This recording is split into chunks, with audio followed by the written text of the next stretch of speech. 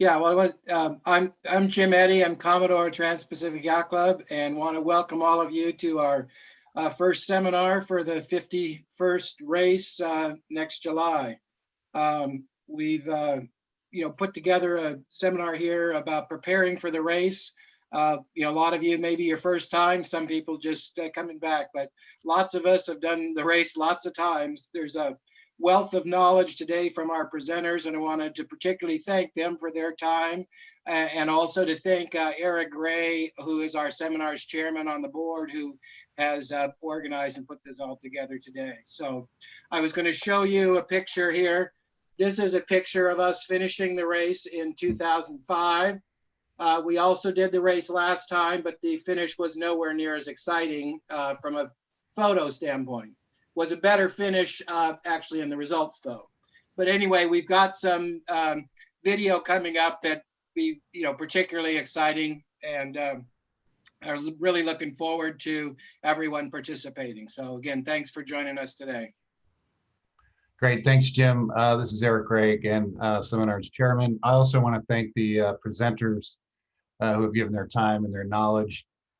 So that's Jim Eddy, Tom Trujillo, Alan Andrews, Carrie Deaver, who, as someone mentioned earlier, navigated the victory last race. We also have Eric Talman from the Satellite Phone Story. We're going to have apparently Artie Means may join us a little later as well, and Bill Hershock from North Sales, and Brad Wheeler. So thank you all for that. We also want to thank our sponsors who are very important to the race. So with that, we'd like to recognize Mount Gay Rum. We'd like to recognize Hoag Hospital, Yanmar Engines, Bosun's Locker, Cal Maritime, Whittier Trust, Circle Porsche in Long Beach, the Great Gladstones, who just opened, I saw on Facebook, and then Eric Talman returning from the Satellite Phone Store also as a presenter and a sponsor. So we want to thank them very much. The focus today is to, actually before I get into that, a little bit of housekeeping. The mute button, I think Tom covered. If you're not speaking, please use the mute button. Everybody is, it helps with the audio quality of the presentations. For questions, we're going to ask that you use the chat button on the bottom and just send your questions in as you think of them, and then we'll read them and acknowledge and call you out if anything comes up that you want one of the presenters to address. If you'd like to interject during the presentation, great. We want it to be interactive. But if it sounds like it's disrupting the presenter, just go ahead and throw it in a chat. This presentation is going to be recorded so that you can review it later at your leisure. And those of you, if you know people who missed it, but you think might benefit from it, it will be recorded and posted. Again, this is the focus of the seminar. At this stage, this is the first one. It's always, we try to emphasize the boat preparation and what you should be thinking about to get ready for the race. We're here in October, and July sounds like a long way away, but when you start looking at some of the things that you need to do to get ready, it actually can take an awful lot of time. So the purpose of this is to give everybody kind of a preview of what to expect in terms of getting ready for the race. Going to Hawaii, as one of my buddies said, there's no West Marines out there in the middle of the ocean. So anything you can think of in advance is going to be to your advantage. So that's sort of the perspective that we're using on these topics and in the content that we've assembled. We are going to have future seminars as well. The next one will be focused on navigation. So navigation is a super important part of the race, as everybody knows. Peter Eisler has developed a lot of material on navigation and also weather routing. And he's created an entire online course, which he describes as university grade. And we're going to send that around to this list also. It's coming up pretty soon. I believe it's Thursday next week. He has a short kind of intro course, but we'll follow on with that with something for the Transpac specifically. So keep an eye out for that, the seminar number 2 that we focused on that. With that, we'll get into it, and we'll share with you a brief video to get you excited. Hopefully this is our first Zoom presentation, first Zoom seminar. So we are learning as we go. So hopefully this video will play. And if it doesn't, Tom, I'll give you a shout out to just stop and we can continue on. Yeah, the video is going to play. We're just worried from upload speed and all your various download speeds. The video might be a little herky-jerky, but in some practices we did yesterday, it worked okay. So we're going to go ahead and show it. It's about 10 minutes long. So if you want to kind of just put it on the background, grab that last cup of coffee before our next presenter, which will be me, and we'll take it from there. So I'm going to go ahead and start this video.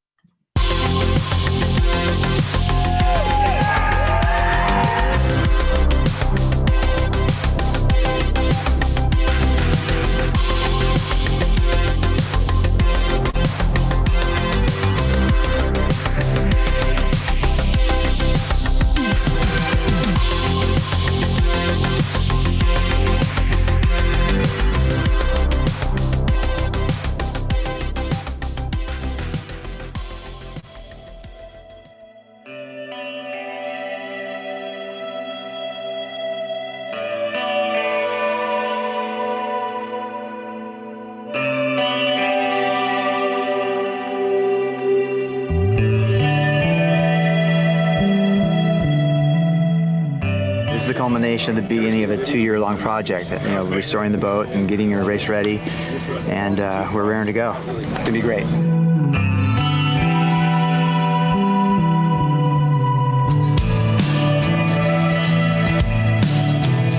Yeah, I'm pretty excited. Seems like a lot of prep that we've been going through, so I'm glad that the list is done and we're ready to shove off the dock here in a little bit. So it's a pretty exciting day. I'm feeling pretty good this morning now that the boat's all set up. I think everyone on this boat spent over a year working and training to get to this point, so it's kind of relieving to finally be here.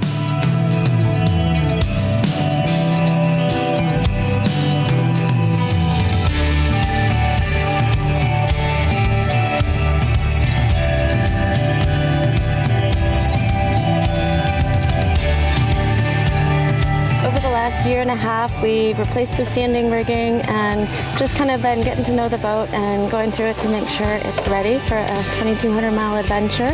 Excited about what a great race this is, what a great opportunity experience it is. We want to move on now to Tom Trujillo, who's going to talk about the notice of race. He's going to outline some of the key dates that we have coming down to focus on. And it's a good chance to ask any questions about that. Tom?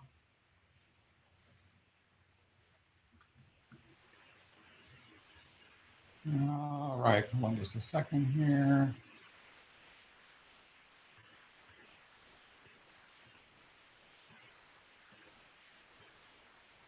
Just doing a little bit of housekeeping here. Hold on just a second.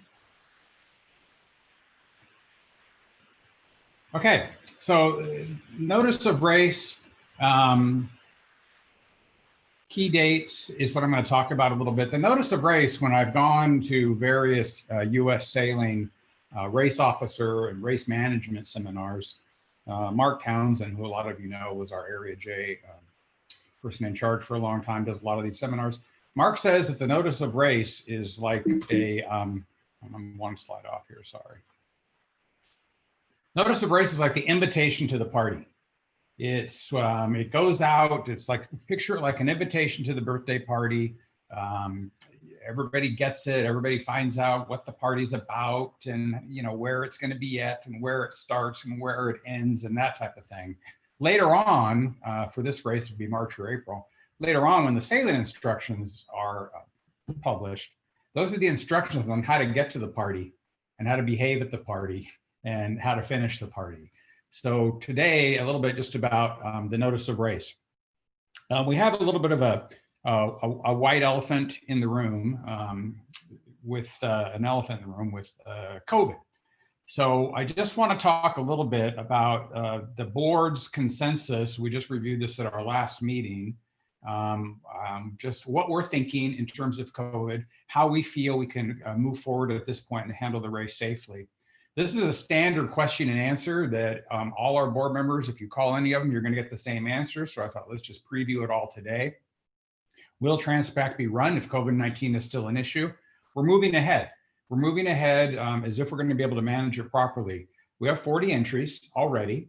We are working with a Hoag Hospital, and we feel that although a vaccine, of course, is, we don't know what's going to happen there, and we don't even know who's going to take it. But we do feel that better testing will be coming along in well in time for Transpac, and we'll be able to somehow use our resources at Hoag Hospital, better testing, and also we're working with health officials on the Honolulu side to make sure that everybody gets there healthy.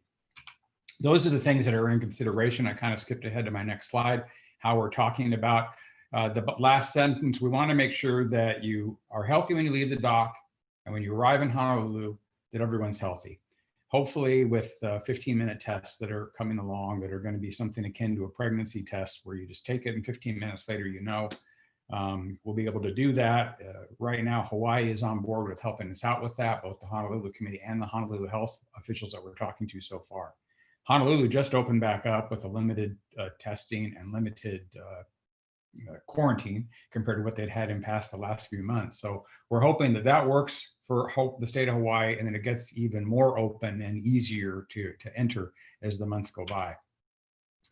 People are asking, and this definitely applies to the NOR, with races that are canceled, how do we complete our qualifying race?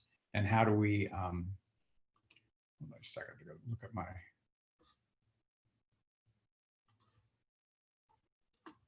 trying to let people in at the same time I'm doing this with you, my apologies. You don't have to do a race to complete your 150 nautical mile qualifier. You can do a voyage under sail. So sometimes some people's delivery, if you happen to have a boat in Northern California or Seattle and Canada, your voyage to Los Angeles to start the race could in fact be your 150 nautical mile qualifier.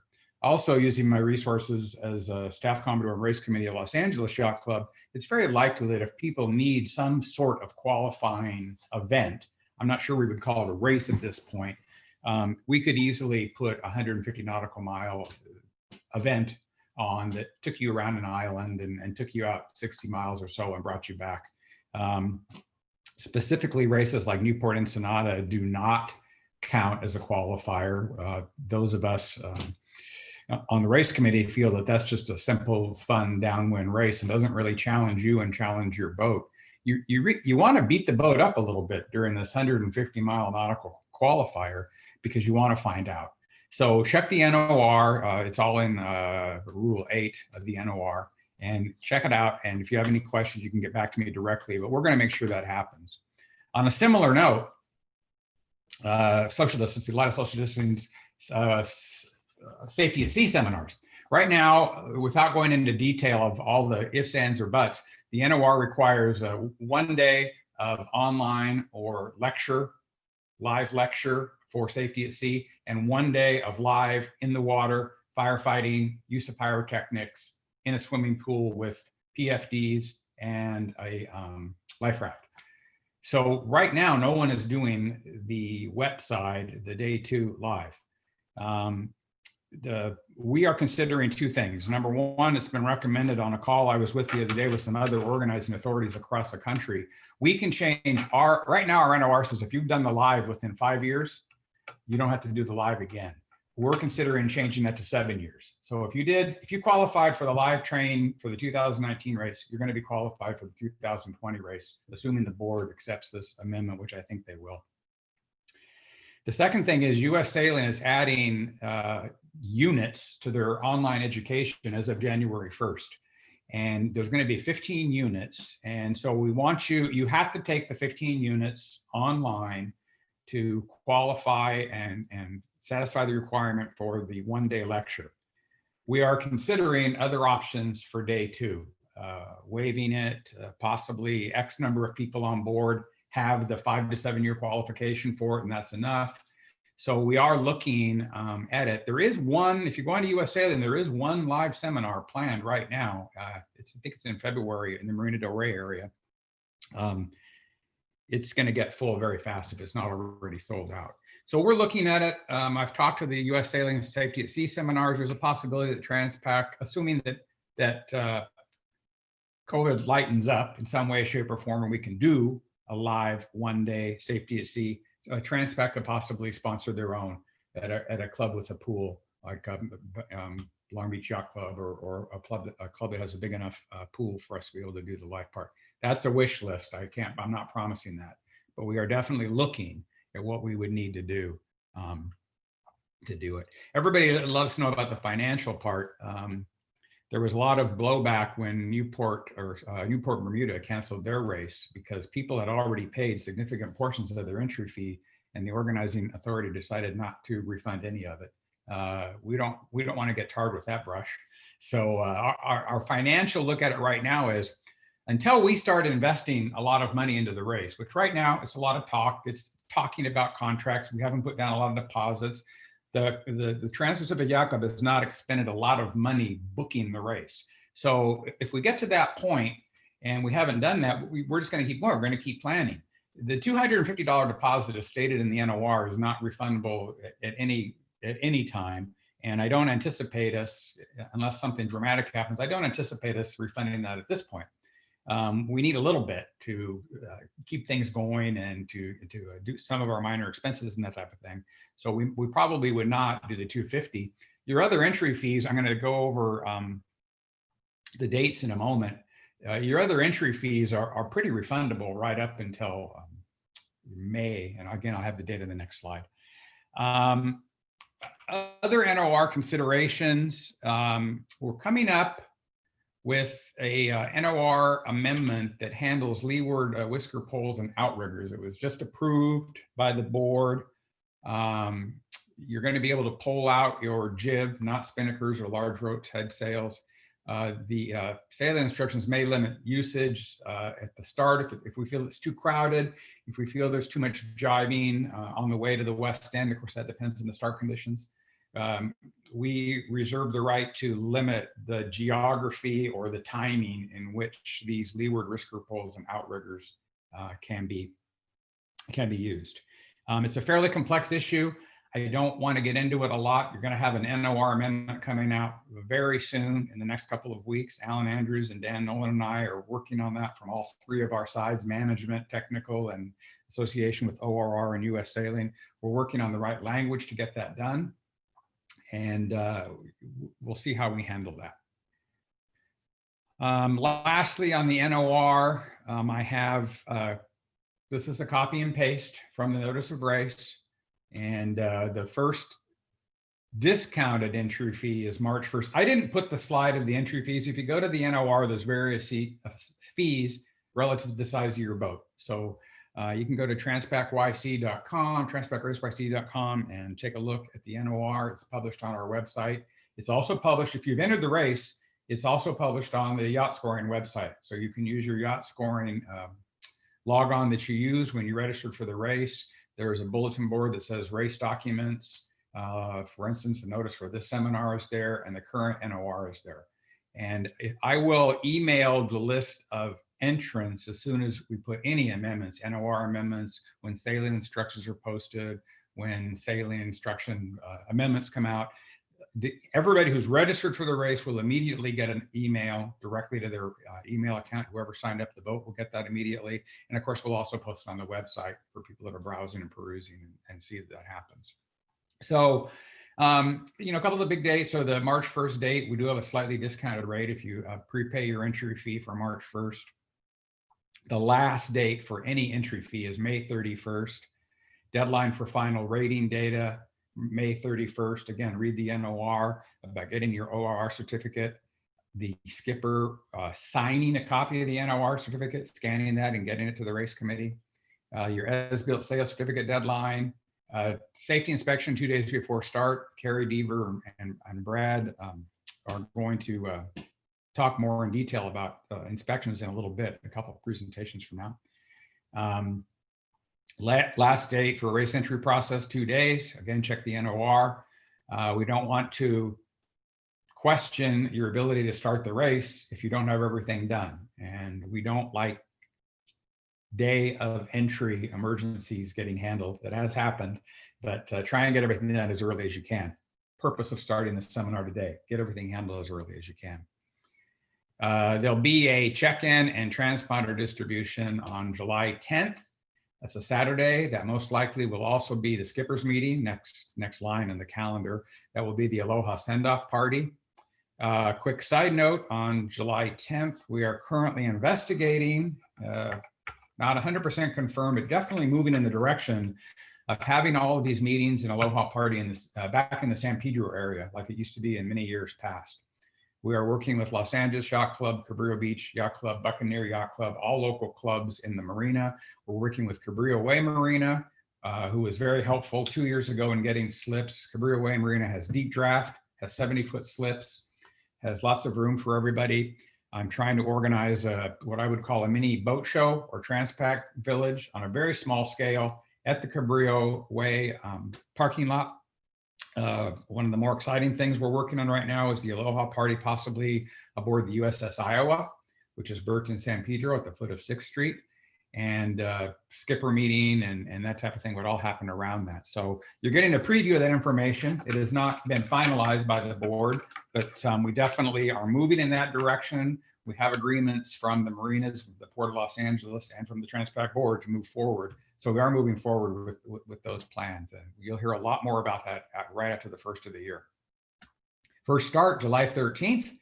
I don't want to say the slower boats because I might be on a boat on July 13th, but the Cal 40s and the divisions 9 and 10 that tend to be the boats that take a couple more days to finish the 14-day boats or the 15-day boats. We start on July 13th. Second start will be on Friday, July 16th. Third start on Saturday the 17th. The TBD is if we get entries that are record-breaking 4-, 5-, and 6-day boats, we may do another start to facilitate their better timed arrival in Honolulu. There's two considerations for Honolulu. Some say, oh, you want the fleet there the whole time. But in reality, if you've ever worked the Honolulu end, you don't want everybody there at the same time. Last year, we finished something on the order of 28 boats in 48 hours. And that's very challenging. That's very challenging to get you your Mai Tais on time, to get you your arrival inspection on time, and to get you a party on time. So you kind of want to spread out the start. There's some of the racers feel like it's fun to see all the boats in the middle of the race. Like on day 6 or 7, kind of there's a football on the tracking chart of all the boats kind of together. So you think, well, a little bit of the same weather in that football. I'm not sure there's arguments positive and negative where that actually works out that way, but there's a feeling that we like that. And then we want to space the arrivals in Honolulu such that everybody's around for the trophy party, which is my long-winded way of saying a fast multi-hull or a fast monohull start. We don't want these boats getting in 10 days ahead of the trophy party, because what happens is those crews end up leaving, and we don't want that. One of the best meetings, if you've never been to one, is the Navigators Debrief meeting. Usually it says TBD. It's usually on I think it's a Friday morning, usually the morning of the trophy party. We have a meeting with the navigator and skipper, 2 people from each race. It's not a mandatory meeting like the one on July 10th. It's optional. But boy, some really, really good stuff has come out of that meeting. A lot of changes that we make to the NOR and to the sailing instructions for future races come out of that meeting. It's usually moderated by myself. If we're lucky, we've had Stan Honey there for the last couple, and the Commodore's usually there to help moderate it. So it's a great meeting. And then the award ceremony is that night, July 30th. So I don't really have a lot else. Eric, is there anything else in the NOR that you thought that I should cover? Nope. I think that's pretty good overview there. Does anybody have any questions for Tom? If you want to unmute and question, we'll. Okay. Hello, yeah, this is John Raymond. I have a question about. Hi. First off, thank you so much for holding this event. This is my 3rd Transpac, and I really appreciate the effort you fellows put into doing this. You back. The question I have is, I think so far since I've been involved, there's always a debate whether or not the AIS, there'll be a requirement to have AIS on all the time. I'm just curious, have you fellows continued that discussion, and what are your conclusions at this time? Thank you. Right now, that would be in the sailing instructions published in March or April. We're open to comment on that. The SCRs require that you, safety at sea regulations, they require that you have it on board. There's no requirement that you transmit. There are new rules coming out in the US rules racing and sailing that have to do with controlled areas, which, okay, for instance, we have a controlled navigation area at the start, from the start to the west end. We cross 2 shipping lanes, southbound and northbound. There's new requirements coming out. I'm not privy to what the requirements are, but we'll know when the book comes out at the end of the year. So we may, like the idea of the of pulling out the jibs, we may say that there's a certain geography where you have to have it on or not. It's very similar. It's very akin to the argument that we have every 2 years. I should say discussion, not argument, about trackers. Should the tracking be live or should the tracking be 4-hour delayed? And the AIS fits into the same discussion. And there's those that say, let it all go, let it all be live. And there's those that say, no, it's a tactical disadvantage or advantage to one fleet or another. I know I talked to one subfleet of boats that sails with 4 people. And they said, if you went live on the tracking, we would have to have a 5th person on the boat because there'd be a person watching the tracking the whole time. But we don't want the race to be a video game. So that's one of the reasons why it's always kind of, how are we going to handle that? So John, it's a good question. It is always under consideration. I would appreciate any feedback on it, but it has not been decided yet. Thank you so much. Great. Any other questions for Tom? Okay, let's see. I need to share my desktop again here. Excuse me just a second. Okay, so we are now moving on to Alan Andrews. I think Alan Andrews is the chairman of our technical committee at Transpac. I think anybody who's sailed in the SoCal area has run into Alan's designs, competing and winning out there on the race course. He's been doing this for a long time. I'm very excited to hear his perspective on boat design as it pertains to the Transpac race. So thank you, Alan, for participating, and the floor is yours. Oh, thanks, Eric. It's good to be here. One thing I'd like to see if I can ask the group here is, how many of you guys is this going to be your first Transpac? If you put your hand up, if it's your first Transpac. So I got 1, 2, 3, 4, 5 on that screen, and I'm going to switch over to the other screen. I don't see another one over there. Okay, how many have done 2 or more? Oh, Hair Shaft, put your hand up. Okay, a couple more there, and okay. Well, that gives me an idea. Kind of what I'm looking at is just trying to get a little bit of an idea of who's here today. And I'm going to try and share my screen here. And I think you guys probably should see my screen there with the, Eric asked me to talk about Transpac from a designer's perspective. And there's a lot of perspective on that. And one thing to look at is, what are your goals as a racer? Usually for Transpac, it's to sail to Honolulu. First, goal number 1, get there safely. Goal number 2, have fun. That's really why everybody does this race. Is it's recreation. It's something to be fun. And hey, we all really want to win too. We're all pretty darn competitive at this. So I kind of looked at this as a way of not looking so much particularly at specific boat designs for Transpac, but what can we do to help from a designer's perspective? What can we do to help sailors achieve their goals in going to Hawaii? So that's what I just asked you guys. I can't switch back and forth between screens so much. Racing to Hawaii. It's billed as a Trade Winds to Paradise. You saw the video. It's got all the great sailing downwind with a spinnaker. reality, it's a bit different. Reality, it's not just easy sailing in the trades. We know that the start of the race is a beat generally from the starting line to the west end of Catalina, tacking up the west end. Then there's more beating in the first night. Then oftentimes there's heavier jib reaching the first night and into the second day and into the first third. Those are a bit different in that they load the boat up a lot more than some of the downwind running. And the mid third of the reach is what Stan Honey and others refer to as the slot cars. You have a track and you're reaching across the Pacific. And then the last third is downwind VMG sailing in the trades. There's squalls at night, things like that. The last 100 miles, Molokai Channel, wind, waves, and that truly can be the wonderful race to paradise that we remember and brings us all back. Here's kind of a brief look at, or a quick look at, a typical track in some close to typical Transpac weather. And you can see over here near the start, you can see that the wind is pretty windy here. You got, 2 and 3 barbs on the wind barbs as you come off the coast. And right in the start, in the first part,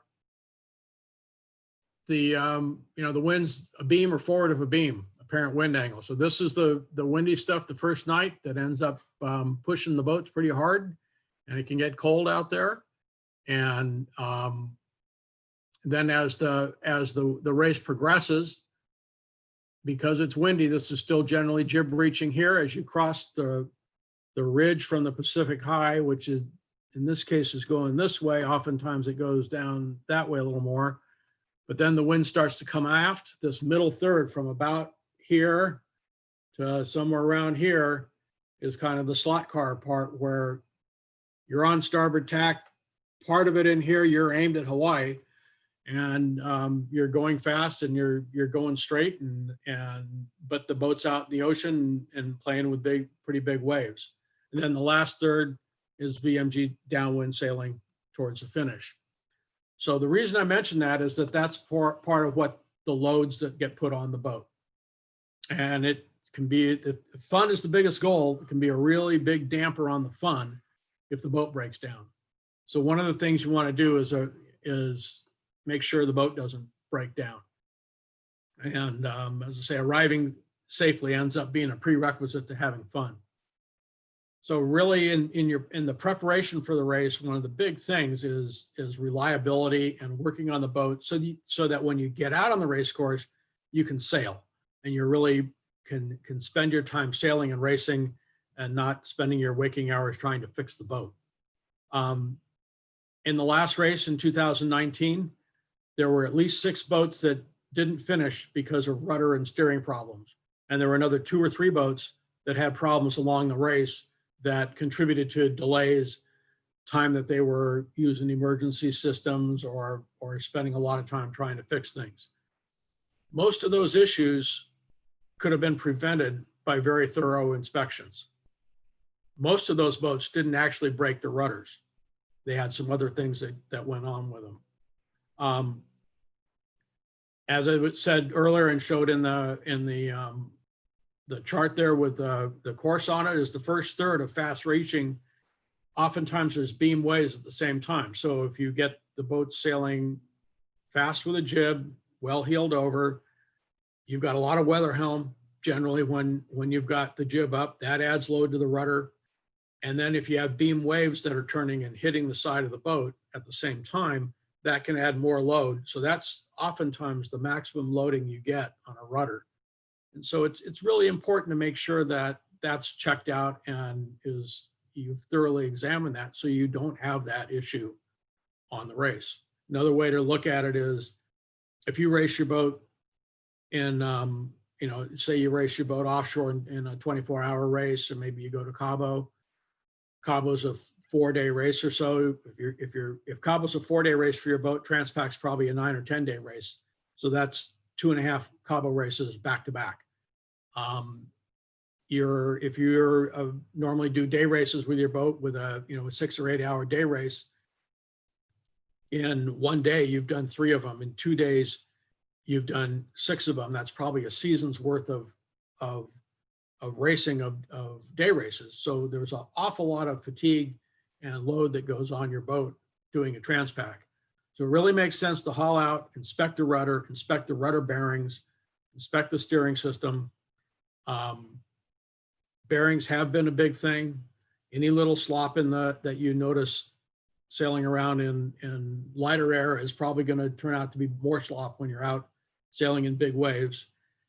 One thing that was pointed out at another meeting, a technical committee meeting, actually of the Cruising Club of America a week or so ago, where there were several yacht designers on it, and they were talking about rudder failures and things, was when you haul the boat out, watch it dry. Watch the bottom paint dry. See if there's signs that show that if it's not drying quickly or the rudder stock goes into the blade, that can sometimes be a sign that there's a crack there. It can sometimes be a sign that water's entering in there. If you have a stainless or aluminum rudder stock, stainless is very susceptible to crevice corrosion, so you really want to check that sort of stuff out. And aluminum is also quite susceptible to corrosion. Aluminum, we've seen rudders that have had corrosion up in the bearings when where the top of the blade's actually okay. So it's really something that, you know, you're investing a lot of money in Transpac. It really makes sense to check it out and make sure that you've got everything set up so you don't have a problem that nullifies your investment. Along the same way, check your keel. There have been other boats in the keel and the keel support area around it. There have been other boats who've gotten out 2 days into the race and have had real problems with their keel and had to turn around and come back and have been fortunate to make it. You want to inspect for any cracks, both outside and inside the boat, any cracks in the structure. Check your keel bolts, check the bolt torque. It's all good things to check. And this is just part of, you know, making sure that your boat's in good shape. Another thing that's really important to check is the rig. You can get to Hawaii without having a full rig. It's been done. A lot of people have made jury rigs. I've been on a boat that we jury rigged about once, but you don't want to. It's not fun. And your trip gets longer than normal. Your chance of getting a trophy diminishes quite dramatically. So it's important to check your rig. If you have rod rigging, you want to either die check or x-ray the cold headed ends if that hasn't been done recently. The rod rigging manufacturers have schedules of what they look at for miles and years for rigging before they think it needs to be serviced. You can look these up in either BSI or Navtech. Even though Navtech's out of business, their reference material still online. Oftentimes you find that if there's a question of the rod, replacing the rod itself isn't hugely expensive, and it's a reasonable way to go. Oftentimes the rigging fittings, the turnbuckles and the spreader tip fittings and that sort of stuff, those are expensive, but they can oftentimes be checked very carefully, dye penetrant check or x-ray or something like that, and it's often quite economical to recheck and reuse those once they've been checked. If you have wire rigging, check your swedges or Norseman fittings, replace anything if it's questionable, because you are going to put a lot of load on the boat over a long period of time to get it to Hawaii and then to get it home. There's more and more composite and fiber rigging these days. It's a wonderful material. It's great for a lot of different reasons. If you have Dyneema or Spectra, check it particularly for UV damage and for chafe. PBO is there's less PBO now than there was, say, 5 years ago, but that rigging has a very specific inspections and replacement schedule. It's very susceptible to UV and moisture damage. I know of one very large boat that lost a rig because a backstay wasn't replaced on the schedule. There was a mistake between the people involved with things about getting something replaced, and a real big expensive rig was lost because of that. So particularly with PBO, check it, work with your manufacturers.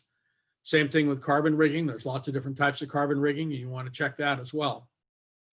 Other things with your rig is check the mast itself. It's an aluminum mast, check for corrosion, particularly at the base of the mast and where there's any fittings, things like that.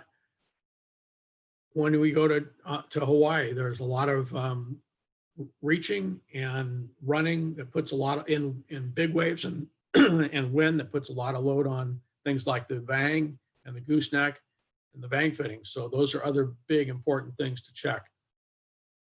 And then with your running rigging, you want to do things, you want to check your halyards, existing halyards for UV damage. Many boats say if they're going to go Transpac, they're just going to replace a good part of the running rigging.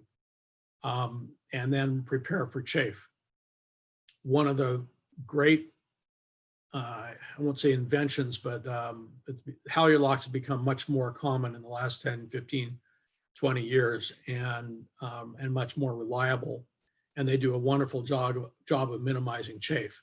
But if you have a boat that doesn't have them, or you're not going to be able to go get them or refit them to your boat for whether it's practical or economic, be prepared for chafe. Make sure you have good chafe guards for your spinnakers. Make sure if you're using code zeros that you have a good chafe guards for that halyard. Look at ways that you're able to redo the ends of the halyards and that sort of thing. And these are just part of the reliability issues so that you can, when you get out there, you can keep sailing and you can keep racing and not be stuck with a halyard that parts on a sail that ends up in the water, and then can you get it out of the water without damaging it? Almost all newer boats have asymmetrical spinnakers off the sprits, but there are a lot of boats that race Transpac that still have spinnaker poles. And one thing to look at with spinnaker poles, if you have a boat with a spinnaker pole, is look at rigging chicken stays. Chicken stay attaches to the mast near where the pole meets the mast and goes out, opposes any load on the pole, and goes out to the deck edge and pulled tight with a tackle. The big thing is it's not for straight line sailing. The masts are good enough for that. But if for some reason you should round down and stick the pole in the water, jibe broach with the pole in the water, now all of a sudden there's a huge amount of load being put on the mast where it's not designed to be put by the spinnaker pole. And particularly in older days when the whole fleet had spinnaker poles, there have been several masts that have been lost in Transpac without chicken stays by boats jibing and jibe broaching and sticking the pole in the water. So that's it's an easy thing that can be done that can actually save a rig in a situation like that. Other things to look at, you hope you never have to use it, but you want to make sure you have the safety gear, the emergency gear that is required. Things to look at on this with the emergency steering. There's many, many ways to do emergency steering. Most boats on emergency rudder is the best way to do it.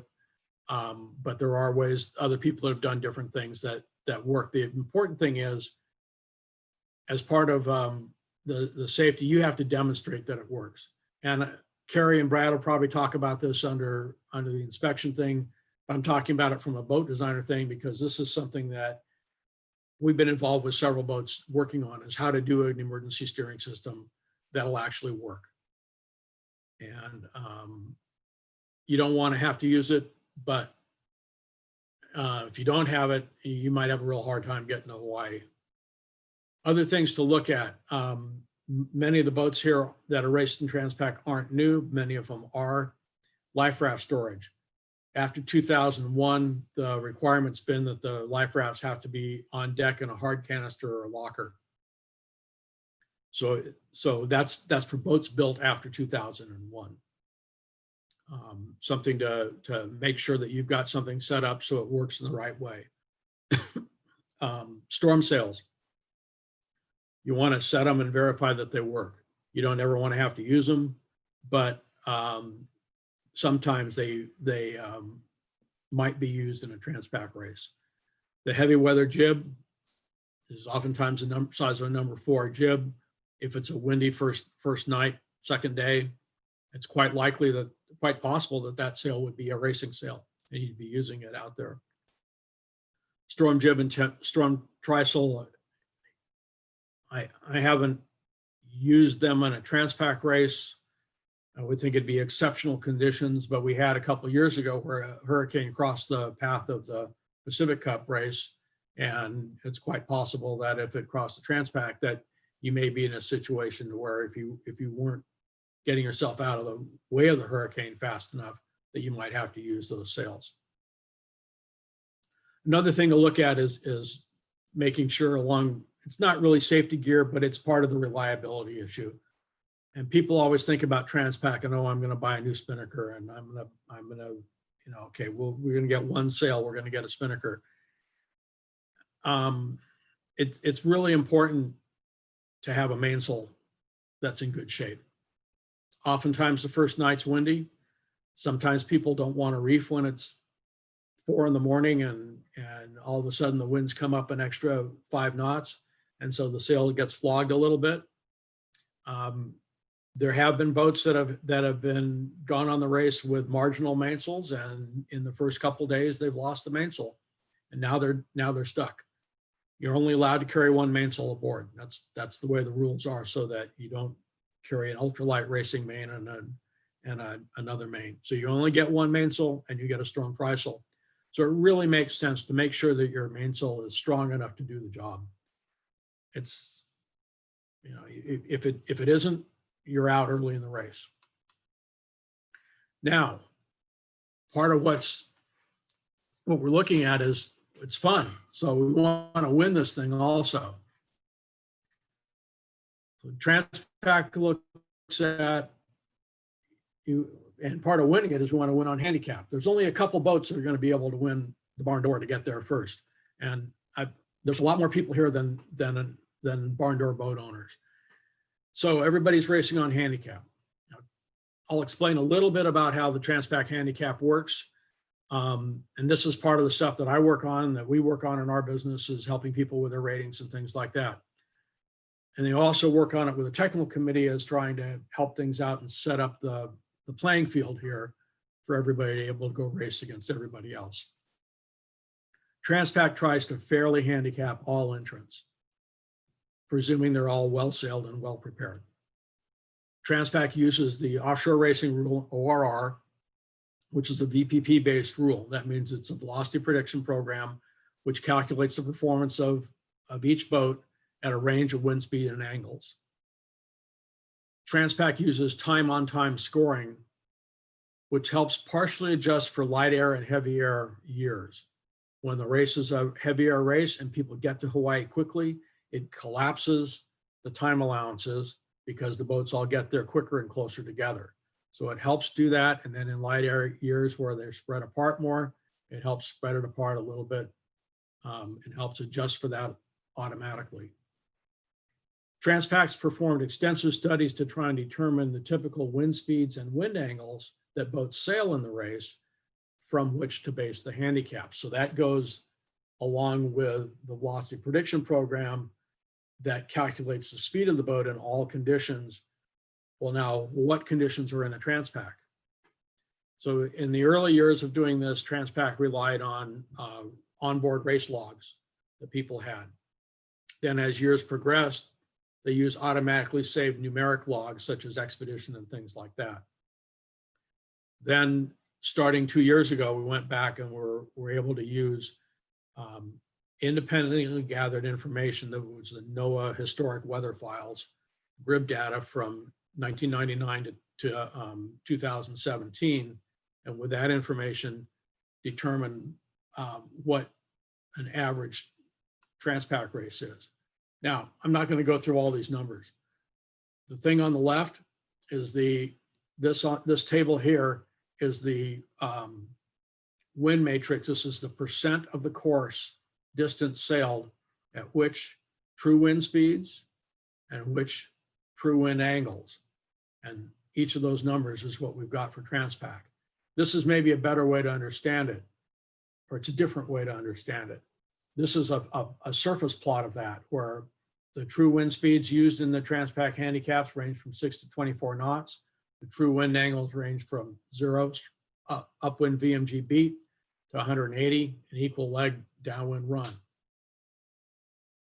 The height here is the percent of the distance that's in that. So if we look at this, the big hump for Transpac is here at That's about, between 16 and 20 knots of breeze, 14, 16, 20 knots of breeze, and it's in the 130 to 150 true wind angle range.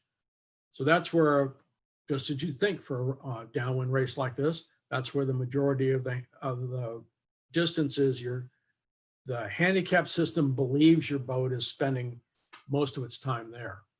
There's some part of it here sailed in 60-ish true wind angle and in the reaches in here.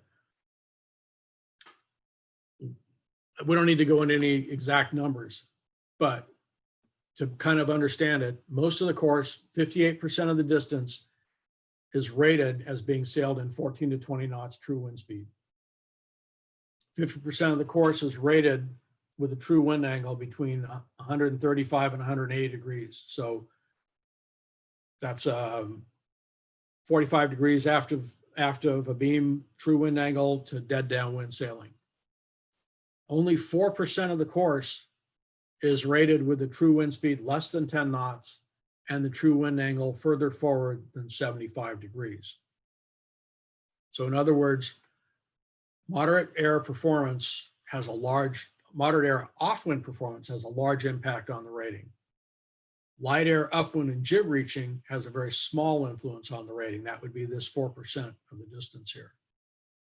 Or another way to look at this is that you're probably not going to save much rating to rate with small jibs, but you could be vulnerable to light air in the first 100 miles if you rated with really small jibs. And you may also look at this and say, okay, your downwind is the majority of the, in 14 to 20 is the majority of the race. You really want to consider how big your spinnaker will actually use.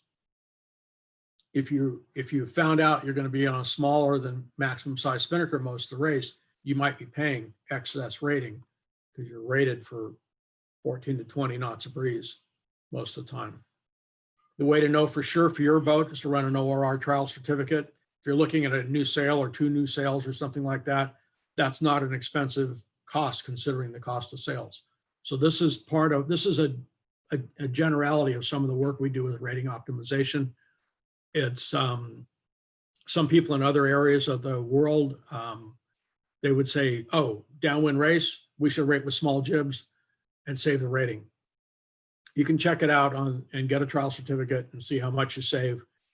But because of this, only 4% of the course being rated with under 10 knots of breeze and wind forward of 75, you're probably not going to save too much rating by just chopping your headsail size down.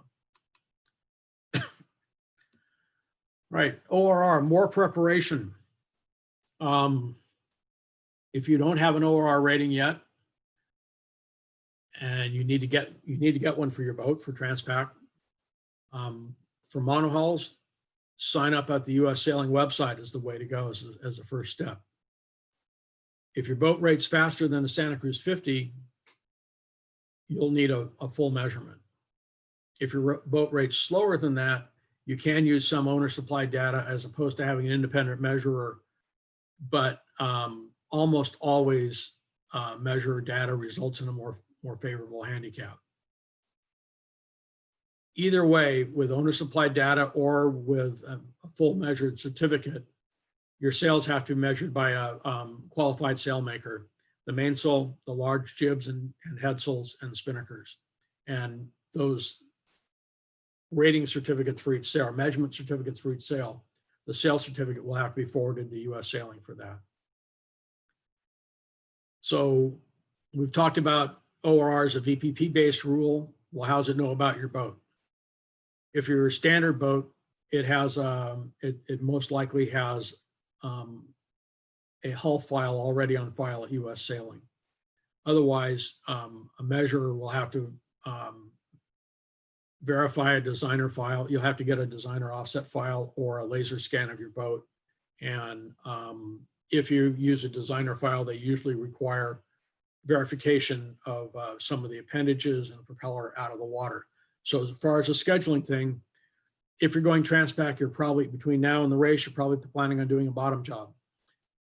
If your boat doesn't have an offset file on at US Sailing or doesn't have one through the ORC system, you would want to schedule your bottom job to where you can schedule it with a measurer and with the rating office, so you can do all this in one haul out rather than finding out after you've done something that they need it out again to measure, to double check the appendages or something like that. So it gets to be part of the scheduling puzzle. Once the boat's measured out of the water, what they've basically done is they've taken a scan of the hull and they've got a measurement of the surfaces of the boat. They do a flotation measurement. Your boat's measured empty. So it's got cushions and batteries aboard, but everything else has to come out. Tools, sails, lines, everything. What they're going to do is they're going to measure the freeboards and riding moment. And you can weigh the boat, and sometimes some boats, they pretty much require weighing. What they're doing with this is they are determining where to slice that computer model to determine how much the boat's underwater. And with that, with what's under the water, they can determine what's the wetted surface of the boat, what's the displacement of the boat, what's the sailing length of the boat. The other thing that they'll do when they do the in-water measurement is they'll do an inclining experiment and measure the riding moment at small angles of heel. And you say, well, why does that matter? Because we don't sail at small angles of heel, we sail heeled over. Well, what they do is if they know what it is at small angle of heel, they can go back in the computer model, and from that riding moment, they can determine where the center of gravity of the boat is. Where they know the vertical center of gravity, then they can use that to turn around and calculate the power of the boat to carry sail up the wind range and into the sailing conditions. And from that, they can tell that, oh, you've got a boat that carries its sail way up the wind range. So we know that we'll use that driving force further up the wind range. But if you've only been racing PHRF, ORR is a little more complex on measurement. It generally does a better job than PHRF. And it's what we use in Transpac, because now everybody's measured. An independent measurer has measured every boat. There's no finger pointing at somebody declared something that their boat isn't, that sort of thing. ORR, with part of the rating, there's some choices for 2021. And some of these choices are the same as they've always been. And I'm not talking about looking at, do you want to change and optimize your keel or rudder? Are you going to change the displacement of the boat? Are you going to put a new mast in, or that sort of thing? But these are something that even if you have a standard stock boat, you can look at some choices of what you can do that may affect your rating. One is the usual historical choices of sail size. There's a speed to rating trade-off for extra spinnaker area or more or less mainsail roach, the size of your largest jib, and that sort of stuff. That's always been there. It's still there. It's something you should consider. One thing to look at is look at your spinnakers. If you have more than one, if one's significantly bigger than the others, and it's not one that you're going to use most of the time, consider whether that makes sense or whether it makes sense to rate with the smaller size and cut that one down a little bit. So those are sorts of things to look at. One of the things that the ORR VPP does is that it recognizes that there's a difference in aerodynamic performance between asymmetrical spinnakers and symmetric spinnakers. Most boats with sprits, they're going to be asymmetrical spinnakers only. That's the only way that they work. The fastest boats, the parent wind's far enough forward, you're only going to have an asymmetrical spinnaker. Some boats that are slower, such as the Cal 40 and some of the other slower boats, would sail downwind with the apparent wind pretty far aft, would be using a spinnaker pole most of the time. Those type of boats, there is a choice of whether to rate with an asymmetrical spinnakers and have the speed advantage when you're reaching, or carrying just symmetrical spinnakers. And that is a choice that people can look at. You can get the answer with a trial rating certificate. I can tell you that if you're a boat that sails with the apparent wind forward, you don't want to just sail. You don't want to try and sail with symmetrical spinnakers. It's not fun. That's and the boat won't go fast, and we're trying to get there fast and fun. Another type of sail choice is what's called a large roach headsail. These are relatively new types of sails for monohulls. They're primarily for tight reaching. and with the mid-width of the sail between what's allowed for a spinnaker and a jib. And they do carry a rating assessment. They go faster in this point of sail, so they carry a rating assessment for it. So spinnakers have to have a mid-width of at least 3/4 of the foot length. If it's smaller than that, it's not a spinnaker. Jibs, if the LP is greater than 110% of the fore triangle base, so any overlapping Genoa, must have a mid-width that's 50% or less. So there's a gap in between a traditional jib and a spinnaker. And these large roach headsels or tweeners are sails that have a mid-width that's in between those two. That can be very effective reaching headsels, but they do take a rating hit. So it's something you can look at. They're not something that's a requirement. It's not something you got to have, but they can be effective. And Bill Herreshoff may talk more about them later. Excuse me.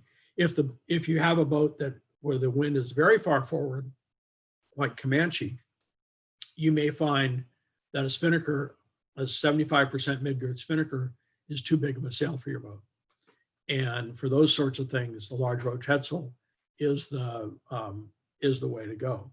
But I doubt that there's a 100-foot crowd here watching for this seminar today. The other choice is, as Tom mentioned, this was just recently decided by ORR and then by the Transpac board. Many other rating rules allow what the racing rules of sailing and the equipment rules of sailing call a whisker pole. And a whisker pole is attached to the mast and is connected to a headsail. In the past, whisker poles have only been used on the windward side. Starting about 4 years ago, that was removed from the rules. Some boats have found that they sail much faster jib reaching by having a whisker pole stuck out the leeward side and sheeting their jibs out through that. And that was something that was allowed in the IRC rule, or has been allowed in the IRC rule, and I believe it's allowed in the ORCI rule. In keeping to the point where we allow all these other boats from outside the US to compete, ORR has adopted, or ORR's figured out a way to rate these for this year. They're doing a two-step thing. They're first saying the race organizer has to say the boat could declare it. And if so, then the boat has to say that they want to use it on their rating certificate. Transpac has agreed to allow boats to rate with these. In addition to the whisker pole that's attached to the rig, that works really well for a non-overlapping jib boat, but doesn't work well for a boat with a Genoa. Transpac is allowing also a boat to declare outrigger in the same way, where outrigger is attached to the deck or the hull, but a similar type of spar. ORR, Transpac's not trying to set things up here and say, if you've got a Cal 40 or you've got a Beneteau 47.7, that we're going to change this and you got to go out and buy this latest and greatest thing. That's not what Transpac's looking at, and that wouldn't be the best thing for everybody. ORR is looking the same way. They have let Transpac know that their rating assessment for the speed of these will, as they say, will be at the upper end of the potential performance benefit, which I would interpret to mean we're going to rate it on the harshest side that we can justify with the science available. So it's a choice that's available. It's a choice to look at. It's probably not going to be a must-have. It's something that'll affect different boats differently, but you guys should be aware of it. So those are some of the newer choices available for boats under ORR. Getting kind of esoteric there, doesn't apply to most boats, but it is something there. So back to measurement. As Tom said, measurement information is due by May 31st, 2021. Doesn't cost you money if you're late. It costs you 10 minutes of elapsed time for each day you're late. Something to think about here in scheduling. There are three, as I understand, there's 3 measurers in Southern California, 1 in Northern California. Schedule early.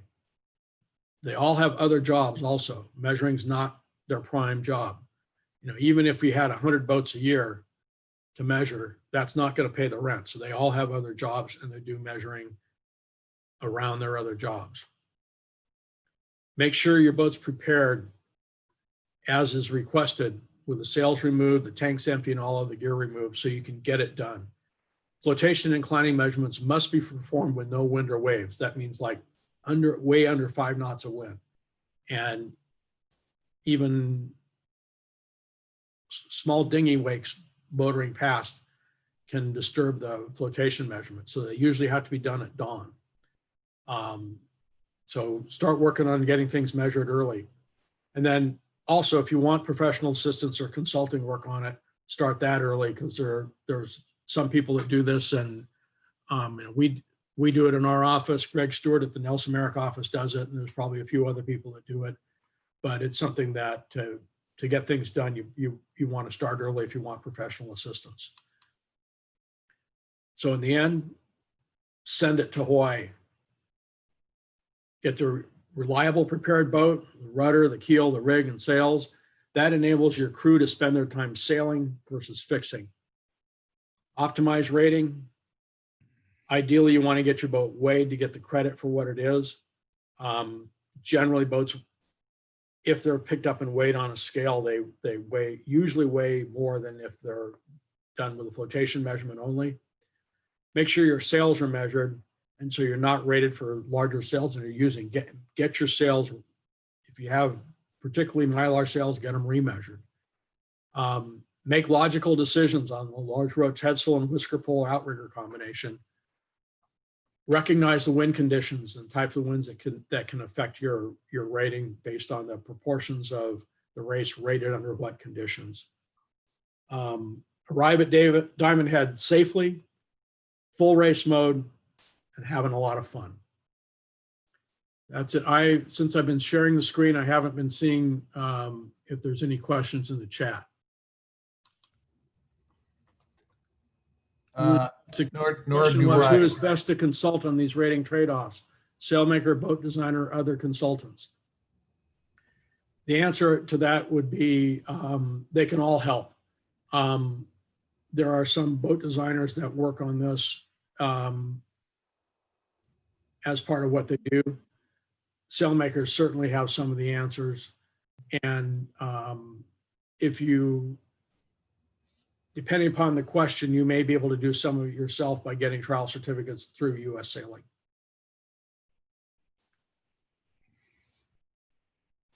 Great, thank you very much. I'll turn this back over to Tom if there are no further questions. Thanks, Alan.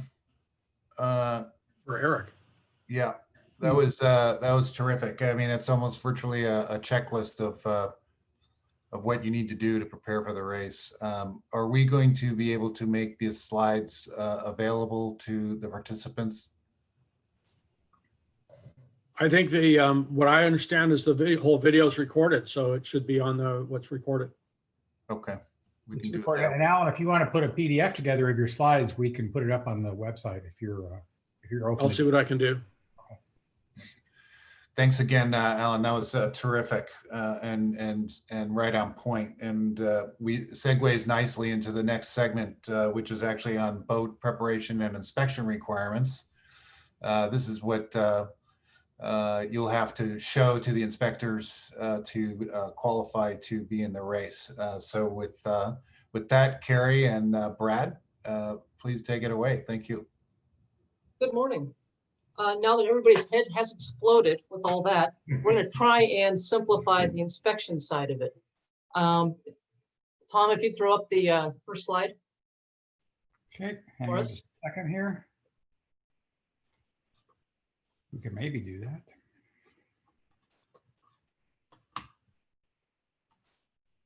Okay, the second slide. There we go. All right.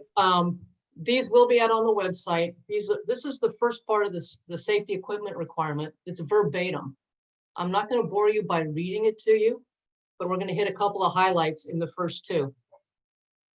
These are the minimum equipment and training standards. Emphasis on minimum that need to be on board. They do not replace, but they supplement the requirements from your national authority, meaning the U.S. Coast Guard, the racing rules of sailing, and any class associations or rating rules, as in ORR. So that's most important there. These are minimums and they supplement. The second one, 1.2, is that the safety of the boat and the crew is the absolute sole and inescapable responsibility of the person in charge. There's no getting around it. It's not the OA, it's not us who are inspecting, it's the person in charge. That person is responsible for the seaworthiness of the boat, the crew, and the boat, the soundness of it, hulls, rigs, spars, all the gear. It then goes into the safety equipment properly maintained, safely stowed, and the crew knows where it is and how it's to be used. So again, minimum equipment and the person in charge, you own this, the buck stops with you. Next slide. The boat may be inspected at any time. And this includes, there will be an inspection once you arrive to Hawaii. A defect, shall we say, maybe something other than disqualification. Then we go into the racing rule of sailing 46, the person in charge. There will be a designated member.